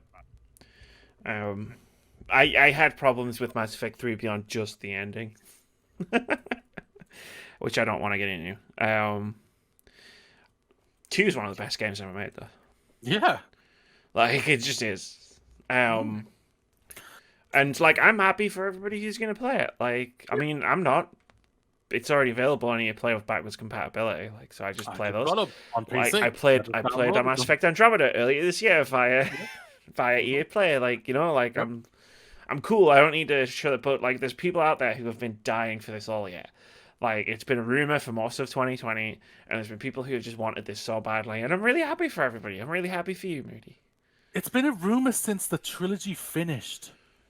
that they were Like, going to release a remastered edition for last generation in general, and that they took all generations to do this at long last. Because obviously at the beginning of this generation, they were like said, we don't believe in remasters or anything like that type of quote unquote. And everyone was just like, are you crazy? You're the company who wants to make nothing but money. This is easy flipping money. Are you it is. crazy right now? It This is the is. one thing people literally said, are you that stupid that people would give you money for this? This is easy money and you're turning away money. The People won't be like, I was just like, come on, seriously? Are the you only crazy? thing that would have convinced me to get this, is if multiplayer was coming with it, and it's not. And that's literally just because then there'd be servers where I could play Mass Effect 3's multiplayer. Yeah. Like, because again, I'm not fussed about having a fancy box for it, unless they take them out of EA Player. But yeah, it's like it's cool. It's cool. It's great. Love it. New one's coming. Mint. It'll probably be out around the same time as Final Fantasy 16. Or Final Fantasy or the final part of Final Fantasy 7 remake. Like, I was gonna say, or the second part. more I have realistic. no idea when the second part's coming. There's been some release date announcements. Speaking of games I am massively hyped for 2021. Deathloop pre-orders popped up earlier this week with a May release date, and it was confirmed by Bethesda not 30 minutes before we started this podcast. So it's coming out on May 21st, 2021. And as everybody who's watched this podcast knows, I need that shit hooked directly up into my veins. I'm so excited for Deathloop. Yeah, that game really tickled your fancy, didn't it? So I'm a bit disappointed I can't play it next week, but it's fine. you got Spider-Man. I got Spider-Man. I got Sackboy. I might try and find a copy of Demon Souls somewhere. Stupid fucking YouTube Let's Play videos. Shenmue 3 launches on November 19th on Steam. It's been on Epic Games. It's been in Epic Games for a year. So I guess its exclusivity is ending. I can't believe it's only been a year since Shenmue 3 launched. It feels like feels like a historical event. Just a little bit, yeah. Alba, a wildlife adventure, launches December 11th on PC and Apple Arcade. It's from the developers of Monument Valley. I'm quite looking forward to that. Sam & Max Save the World remaster launches on PC and Switch on December 2nd. Love Sam & Max. It's so stupid, but it's so fun. And I have all of the games. I have all of the Telltale games, Sam & Max, on Steam. That's how much I liked it. Cool. Bastard hard games though. Like, this was when Telltale were making adventure games with puzzles that were nearly impossible. Like, before they went the narrative route. So like the puzzles in Sam & Max are sometimes fucking ridiculous. Like, why are you so difficult, but I still love you? Lastly, Tracks the Train Set game launches on November 24th on Nintendo Switch. I didn't know there was a game called B that was delayed. Shut up. I have to, like, to keep the bullet point in place, there has to be something written there. So I just push a key on my keyboard. And it was the letter B this time. For shut up, Moody. Got a free game on Epic this week, The Text Assist, which is going to be free until November 19th. We got some more Xbox Game Pass announcements for November. This is on top of all of the ones that we talked about 2 weeks ago. We talked about games. One of them is pretty big. Yeah, well, we talked about Destiny 2 and stuff like that. Some of this has obviously already happened. Final Fantasy VIII Remastered's come to console and PC. Ghana 2 is coming to Android. And Streets of Rogue is coming to PC. That all happened on November 12th, which was yesterday, from the launch of this podcast. Oh. Sorry, I broke kayfabe. I'm so sorry. Ark Survival Evolved Explorers Edition is coming to console, PC, and Android on November 17th. Also, Halo 4 is joining the Halo Master Chief Collection on PC on November 17th, which I believe completes the Halo Master Chief Collection on PC. So I'm pretty sure this was the last one that needed to be added. Are we ever going to do 5? One day. One day. When I need to cleanse my system of playing Halo with you for that amount of time until I can stomach doing it again. Was I that bad? I mean, you weren't when we played 4, but you complained a lot when we played the first 3. I'm so sorry. That's alright. I know I can be annoying, and I admit that myself. Like, I'm amazed that my partner's been with me for 10 years. I'm like, how have you survived 10 years with me? Is bonkers. Like, Amy had couldn't survive freaking 5 games with me for Halo. We haven't played 4 5 games yet. with me. She didn't even get the 5th No, we'll game. do it. What I might do is I might just find a time to sit down and do it, like, so we can just do it the way we did Halo 3, where we just play it all the way through. We'll get Keith involved. We'll get a day and we'll just play it all. I'll have to install it again. The beauty of the Xbox One X, I've got such a big hard drive, I never needed one install it. I've still got Titanfall 2 installed on the off chance one day I'll get a message off Keith, which is just, do you want to play Titanfall? I'll be like, fucking yes, I want to play it. I always want to play Titanfall. Yeah, I've just unplugged my 2 terabyte hard drive on it because I'm just like when I finish a game, I uninstall it. Unless it's a game that's really impacted me. Like, I had the Mass Effect trilogy on there, but I've uninstalled them now because I've got them on my PC, and everything like that. So I'm slowly moving over to the PC more than ever. The only games I really still have on this Xbox is F1, just because for some reason the F1 game doesn't want to work on this bugger, and that's basically it. Yeah, I'm very lazy when it comes to uninstall. I'll only uninstall like games in batches when I try to download something or install something and it says you don't have enough hard drive space, and then I go, oh shit, and then I uninstall like 6 or 7 games. Like, I've still got on installed on my PlayStation 4. I'm pretty sure I've still got Days Gone installed on my PS4 because I've never needed the space. Yeah. I've never needed the space, so I've never installed it. Like, I've got Control installed on my Xbox, but then I did just reinstall it last month to play the DLC. But I don't think I ever uninstalled Control, like from last September or whenever the hell it came out. So I'm weird like that. Like, until I hit the moment where I need to delete stuff, I just won't delete anything. Also on Game Pass this November, we've got River City Girls coming to console and PC and Android on November 19th, and Star Renegades coming to console and Android on November 19th. That's a really good game. You should check it out. I played it on PC earlier this year. Got some good-looking games there, ladies and gentlemen. I'm going to give them a try. Absolutely. I've got Final Fantasy 7, Final Fantasy 8 remastered, which I heard really good things about the remaster. I need to get a funny look into it. Final Fantasy 9's on there, so if I was going to play a Final Fantasy game, it would be 9.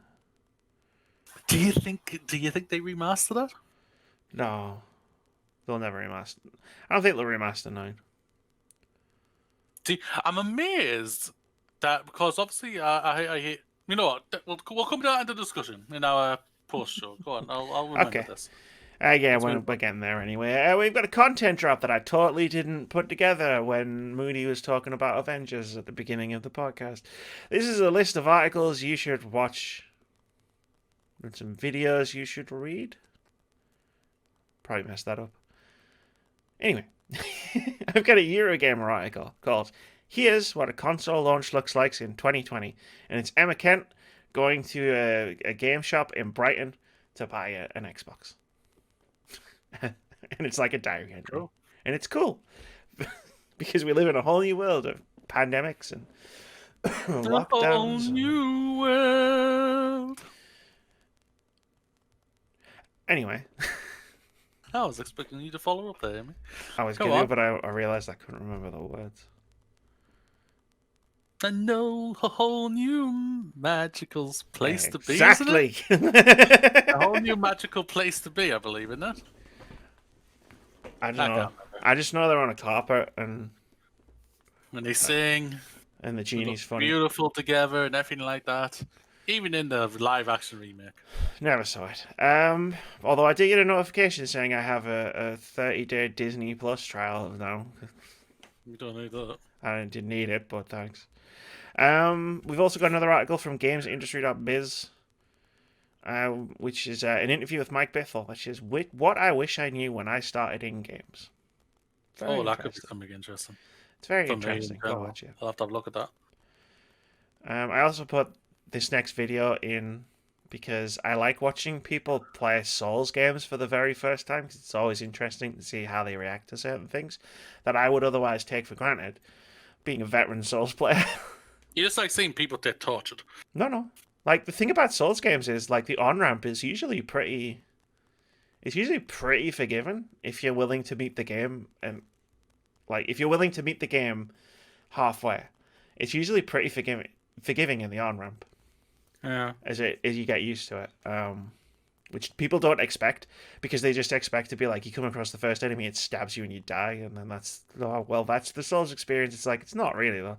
Like, like Souls games have this reputation, which, yes, they are very challenging, but also they're kind of like, you just have to get into them, like, to meet them, like, to play it. Like, it's not like a game where it's like you could play the way you want. It's a game where it's like, you should play the way the game wants you to, or you're gonna have a bad time. When I played Bloodborne for the first time properly, because I played it before, this year, like I said to chat, there was loads of people in chat. I think you were in chat, and I was like, it wasn't until after I got past the second boss, and then I was running around outside the church, where I was like, this game has clicked. Like, it has clicked for me. I feel like I can see the code in the Matrix. Like, I understand now. Yeah, and then the game was like, yeah, but you're no Neo, bitch. Yeah, that's Greg Miller plays Demon Souls on PS5. Plays the first hour of it, and I think it's really interesting. Also, from IGN's YouTube channel, we've got a coughing fit. We've got... I tried to hold on and I couldn't. Hades developers reacted to 25-minute fresh file speed run. Hades is a great game. Speed runs are a lot of fun, and the developers of Hades are excellent. So all three of those things in one YouTube video. Moody, I believe there are some games out next week. I believe there is. So it's now time, ladies and gentlemen. Let me just get this page on my side here so I can see better, so I'm not breaking my neck. Put it here. So, ladies and gentlemen, it's time for the games out next week. November 16th, there's no game. November 17th, Mars Horizon, PC, PlayStation 4, the Xbox One, and the Nintendo Switch lead a major space agency as they guide humanity to Mars. In this strategy simulating game, construct a base, design and build rockets, conduct missions throughout the solar system, and write your own history in space exploration. I think I fucked up that word a few times, but I apologize. Created with the support from the European Space Agency. Mortal Kombat 11 Ultimate PC, PlayStation 5, PlayStation 4, the Xbox Series X and S, Xbox One, Nintendo Switch, and the game and Stadia, apparently. Google Stadia. The definitive Mortal Kombat 11 experience. Take control of Earth Realms Protectors in the game's two critically acclaimed time-bending story campaigns as they race to stop... What's that name? Chronica. Chronica from rewinding time and rebooting history.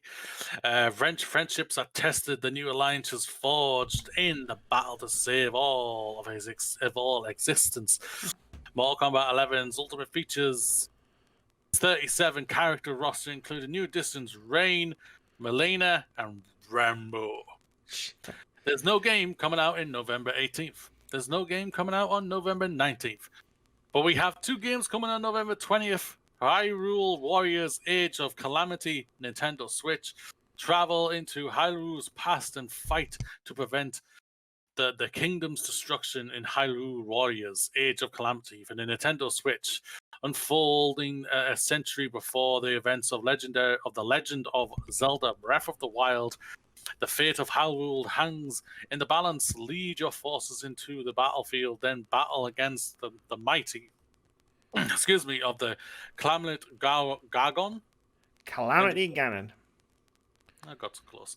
In the ultimate struggle for survival. Thank you anyway, Amy. Final one, Kakapa? What? Katamari Damacy reroll. Thank you very much. The beloved Roll Them Up game returns with this also comes out on PlayStation 4 and Xbox One. I apologize, ladies and gentlemen. The beloved Roll Them Up game returns with fully updated graphics, completely recreated cutscenes, and in full HD. Now it's time for Amy to move on to the OpenCritic head-to-head, ladies and gentlemen. Full HD, because you remember when not full HD used to be a thing. HD ready. Boom! Was a thing. It was a thing. Yeah, this is OpenCritic head-to-head. Every single week, myself and Moody will try to guess the OpenCritic average of one upcoming game. And since there are about 30 to choose from last week, There was. less to choose from this week. Just wait until we try to guess the OpenCritic average of Football Manager. Because that's coming up. But it's not this week. Because that's the only game that week, isn't it? Yeah, last week's we tried to guess the OpenCritic average of Spider-Man, Miles Morales. Sorry. Marvel's Spider-Man, Miles Morales, just in case we confused him with a different Spider-Man. I don't know why I'm salty about the fact that they put Marvels in front of everything. Like, we get it. You get salty over little things these days. I sometimes I just get salty. That's fake salt. It's fake salt. Like, many of the things I get salty about, I actually don't really care about. Like, but yet you have to just reiterify it. It's just, I find it odd or peculiar. So my instant reaction is just to be a bitch about it. Anyway, I guessed it would get a 92. Moody guessed it would get an 85. And as of the time of recording this episode, Spider-Man, Miles Morales has an 85 average on OpenCritic, but only 94% of critics recommend it. I don't know why they have that button there. Someone who used to be an OpenCritic user, like I used to post my reviews on OpenCritic. And it's like, you post your review, you post your score. And then, like, there's a button where it's like, would you recommend this to like, people? But, like, you're already supposed to click the button if you would recommend it to everyone with no caveats. And I was like, I would never recommend a game to literally anyone with no caveats. That's stupid. Who would do that? So I don't know. I thought that was a fun anecdote. It was not. The current scores are Amy 21, Moody 20 with 3 draws. I'm not going through all of the games. A lot of games. Coming to the end, ladies and gentlemen. Who's going to get it? A couple of more games. I'm looking ahead, and it's like we've got... If I remember rightly, the last game, what's going to be us picking Cyberpunk? We've got 1, 2, 3, 5. We've got 5 more weeks. So there are between 5 and 10 points up for grab, because obviously people can double points like you did this week. I just realised something. We missed one delay. There has been a delay. The Medium was delayed to January. Yeah, we did that last week. Did we? Yeah. I can't remember doing that.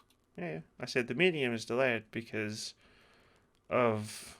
Getting the fuck out of Cyberpunk. Getting the fuck out of Cyberpunk's way. Yeah, we had that discussion last week. Did we? Yeah.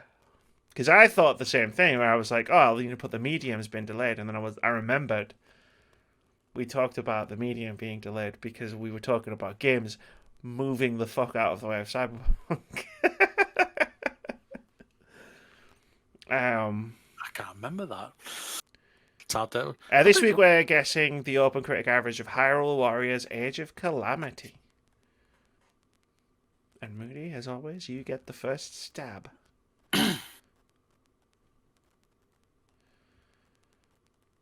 Silence. I'm in his head. He knows he's close, and the last time he was close, I just rocketed away from him. Now he's clapping the air for some reason. He's Crushing like, a fly. Panic.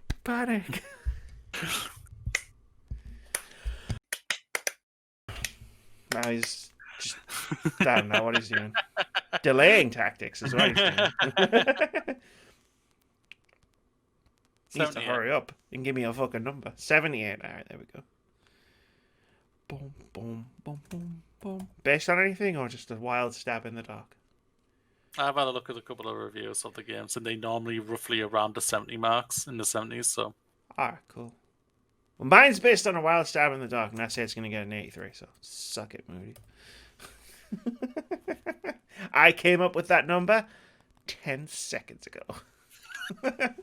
while I was clapping, Based on, just counted your claps. 1, 2, 3, 4, 5, 6, 7. I based that on absolutely. Counts have worked. I Better based than my roll of the dice. the roll of the dice was a mistake that I will never repeat. I did that for Avengers, and it's just like, come on, man, like Avengers, like it could have been anything. Like, you know what I mean? If the fact that it started out on like 85 and then it went down to 68, it's like it could have been literally anything. The Metacritic, the OpenCritic for that. If it kept the 35 rated, things could have been looking a little bit different when me being a little bit closer on the fantasy critic to you. Yeah, but not close enough. Oh, yeah, that's true. That was can't do anything about that. Can't help delays. Can't do anything about that. No, absolutely not. Hell, I mean, my biggest game didn't come out, so.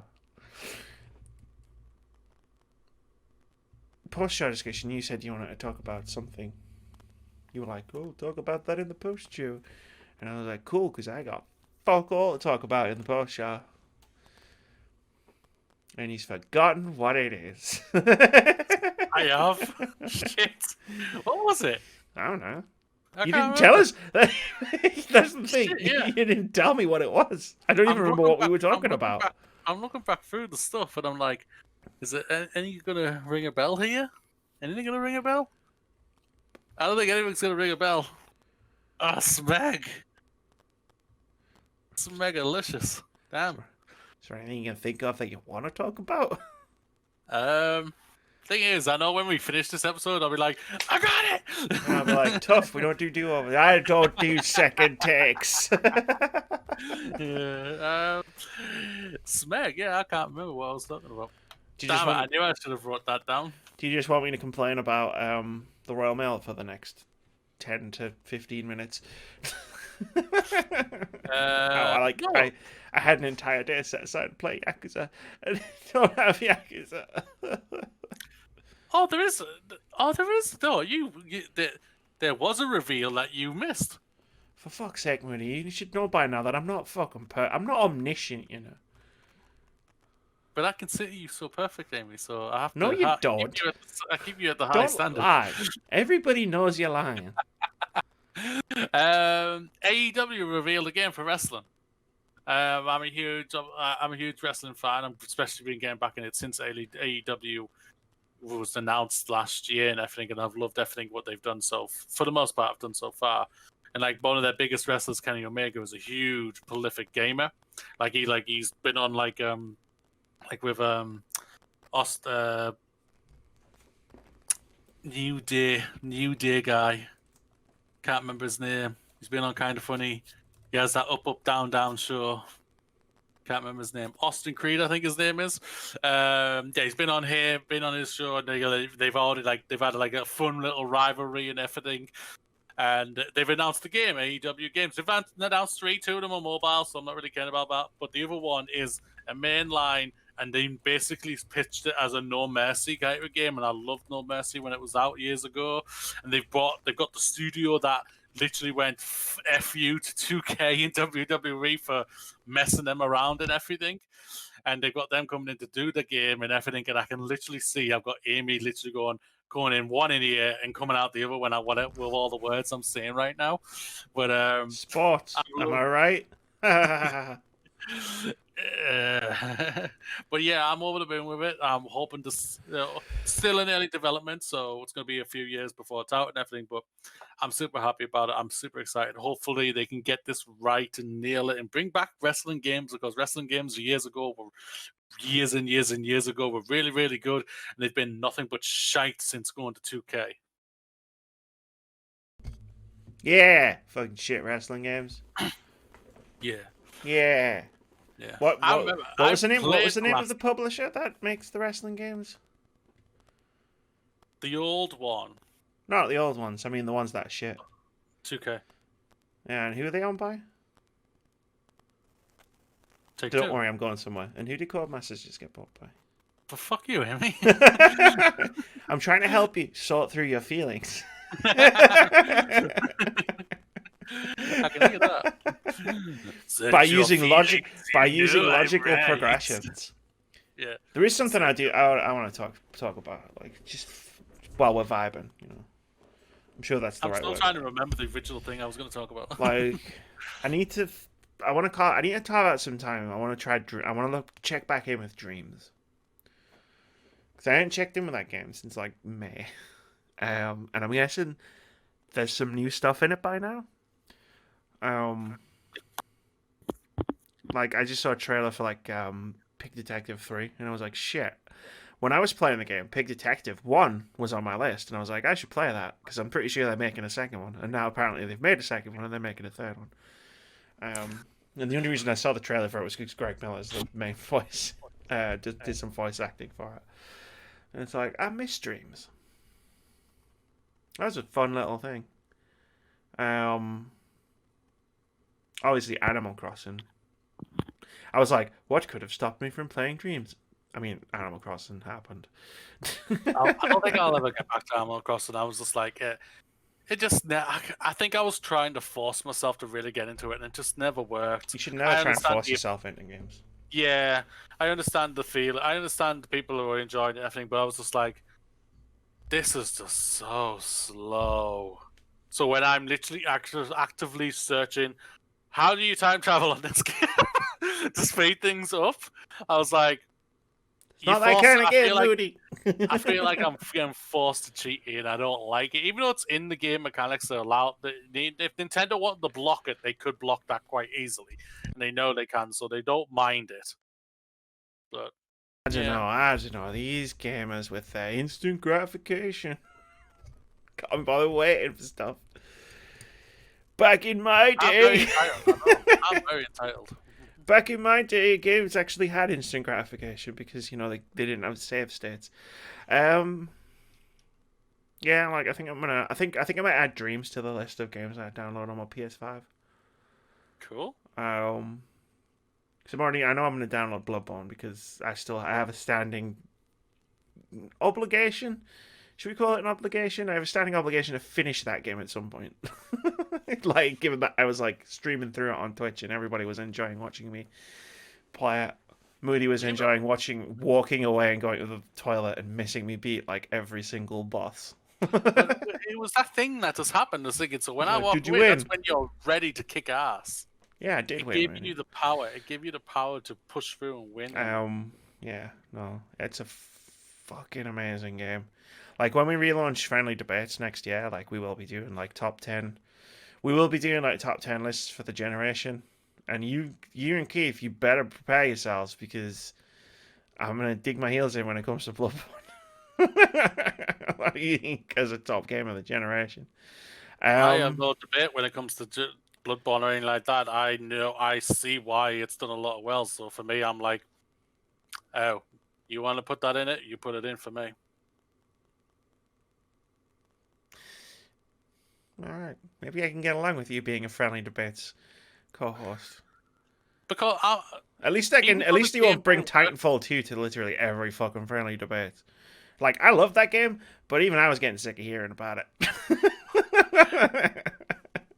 Bloodborne 2 was arguably one of the first games for PlayStation that made people go, wow. Yeah, it was the first. It was the I used to call it the starting gun on like PlayStation 4's Yeah. like the exclusives because all the exclusives that it had before then, like some of them were pretty good. Like Infamous Second Son was alright. It was a decent game, yeah. But like Bloodborne was the one that was the first one that was like, holy shit, this is amazing. And then like all the subsequent ones were like you were getting like the games that were coming out then that were like, oh shit, this is amazing too. Oh, so is this. Oh, so and it was like Bloodborne that kind of started it. Like and like it took Neo to really like for me to really get the genre. Like As much as Yeah. Soulsborne isn't really a genre, like it's a type of game, I guess. But like when Neo was the one that made me get it. So then when like it prepared me for like playing Dark Souls 3 and then going back to Bloodborne and being like, "Oh my god, I see why people like think this is like the epitome of the genre now." Sekiro I didn't get into. Yeah. But that's okay. I'm sure Elden Ring. And if not, I'll just play Bloodborne again. Like, I didn't get Demon Souls with my PS5. I'll just play Bloodborne. Oh, Elden Ring's not really clicking. I'll just play Bloodborne again. Bloodborne. Oh, they've announced Bloodborne. Dark Souls 4. I mean, I could play Dark Souls 4, or I could just play Bloodborne again. Oh, Resident Evil Village is out. I could play Bloodborne Yeah, but Bloodborne exists. Why would I play Resident Evil Village? The other game I want to install, because obviously like there's the PS5 games which I'll play, like Bugsnax and all that. But the other one I want to install just to see it in on a PS5 is No Man's Sky, because I'm like this could be something. This could be something. Yeah. Like just from a look how pretty this game is. Yeah.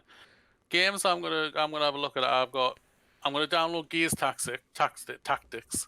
I want to give that a go because I had overall good things for that. Like say what's it like a low 80s, got some really good reviews overall. So I'm gonna give that a go. Even though I'm not the Gears person, but doesn't play like Gears or anything like that.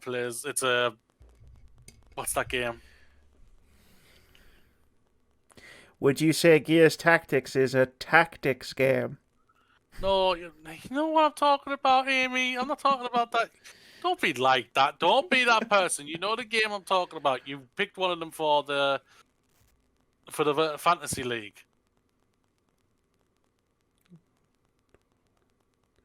XCOM. That's it. Yeah, XCOM. Yeah, it's like an XCOM game. I like the XCOM game. I love the XCOM games. Well, the ones I played on the console and everything like that. And I was didn't have the PC to play this when this came out the earlier year. And now I have a PC that can play this. So I'm gonna give this a go. Get XCOM 2 instead. Chimera Squad was cool, but it's a very different kind of game to XCOM 1 and 2. So is Gears Tactics.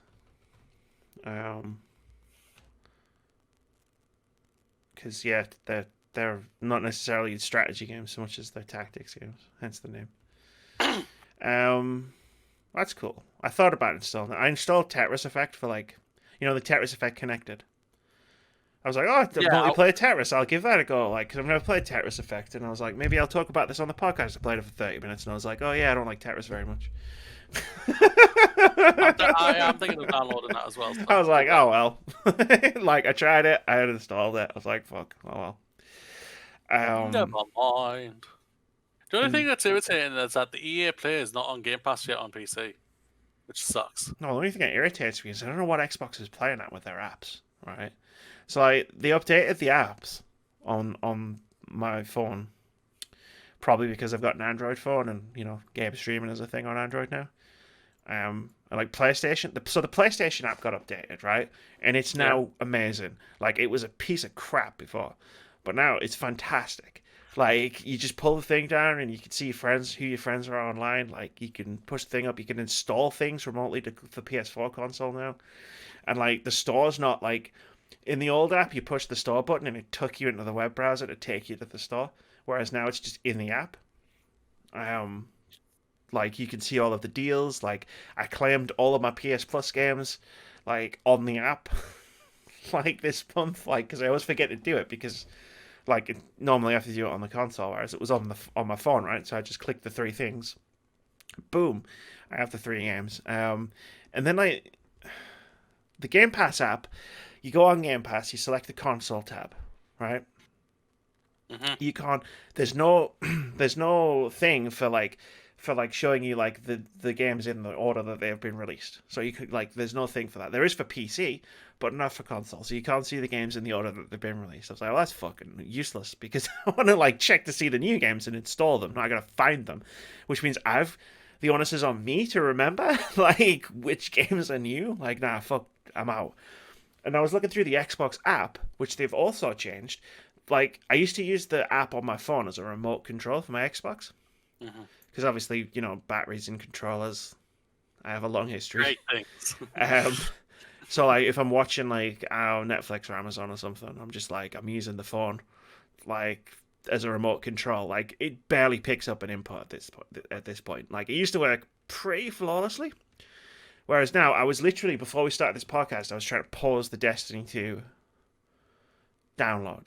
And I was like, my batteries are down in my controller, so I'd have to find the cable, plug the cable in both ends, and then pause it. I was like, I'll just do it on my phone.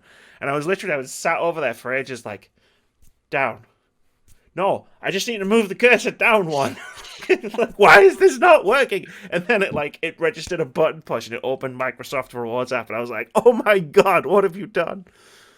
But then you go it's like, oh, you could just search for a game in the app. I was like, oh, mint, like. I searched for a game and I searched for I was searching for a game like to see if it was more expensive on PS4 or Xbox, and then you search for it and it comes up and it shows you the game and you can't, it doesn't have the price and you can't buy it. Oh, that sucks. And I was like, oh, this is a thing now. Great. Like the download button's there. But obviously, if you don't own the game, it just goes, well, you don't own this game. And I'm like, I know, that's why I'm trying to buy it. What you doing? And then as it turns out, there's no store in the app anymore, so I can't even browse it. So I was like, PlayStation's like made their app go from like shit to awesome, and like Xbox's app has gone from it's pretty good to like what the fuck's even the point in having this on my phone anymore? Sweet. I don't know how we got on the subject of that, but I thought like. That's the power of the discussions at the end. It could go in any direction. I haven't even brought up F1 because there's no race until the weekend, so I can't talk about that. But for next Friday's episode, ladies and gentlemen, probably going to be talking about how Lewis Hamilton's the new seven-time world champion. Tying Michael Schumacher next week, probably. Yeah, you're right. You didn't manage to bring up any F1. Just you wait, I'll have my revenge. Your F1 will be on off-season, even though it's our F1, because I like it as well. But my Canucks will be playing 4 matches a week. And I'll be rooting for the Canucks for you, Emmy. So will I. That's going to do it. I think that is, yeah. I think we're done and dusted, ladies and gentlemen. Let us know what you think about today's episode. Let us know what you thought of the stories. Do you agree with us? Do you think we're bonkers? We'll agree with you if you think we're bonkers, just because we are bonkers out there, ladies and gentlemen. We are nuts out there, but we love video games, and we love you if you listen to us. Hashtag free Silent Hill. Ah ha ha ha. Bye, everybody. Hashtag will I ever remember what I was going to talk about on the discussion? Because I still haven't remembered it. Bye. I remembered, but I'm not going to say.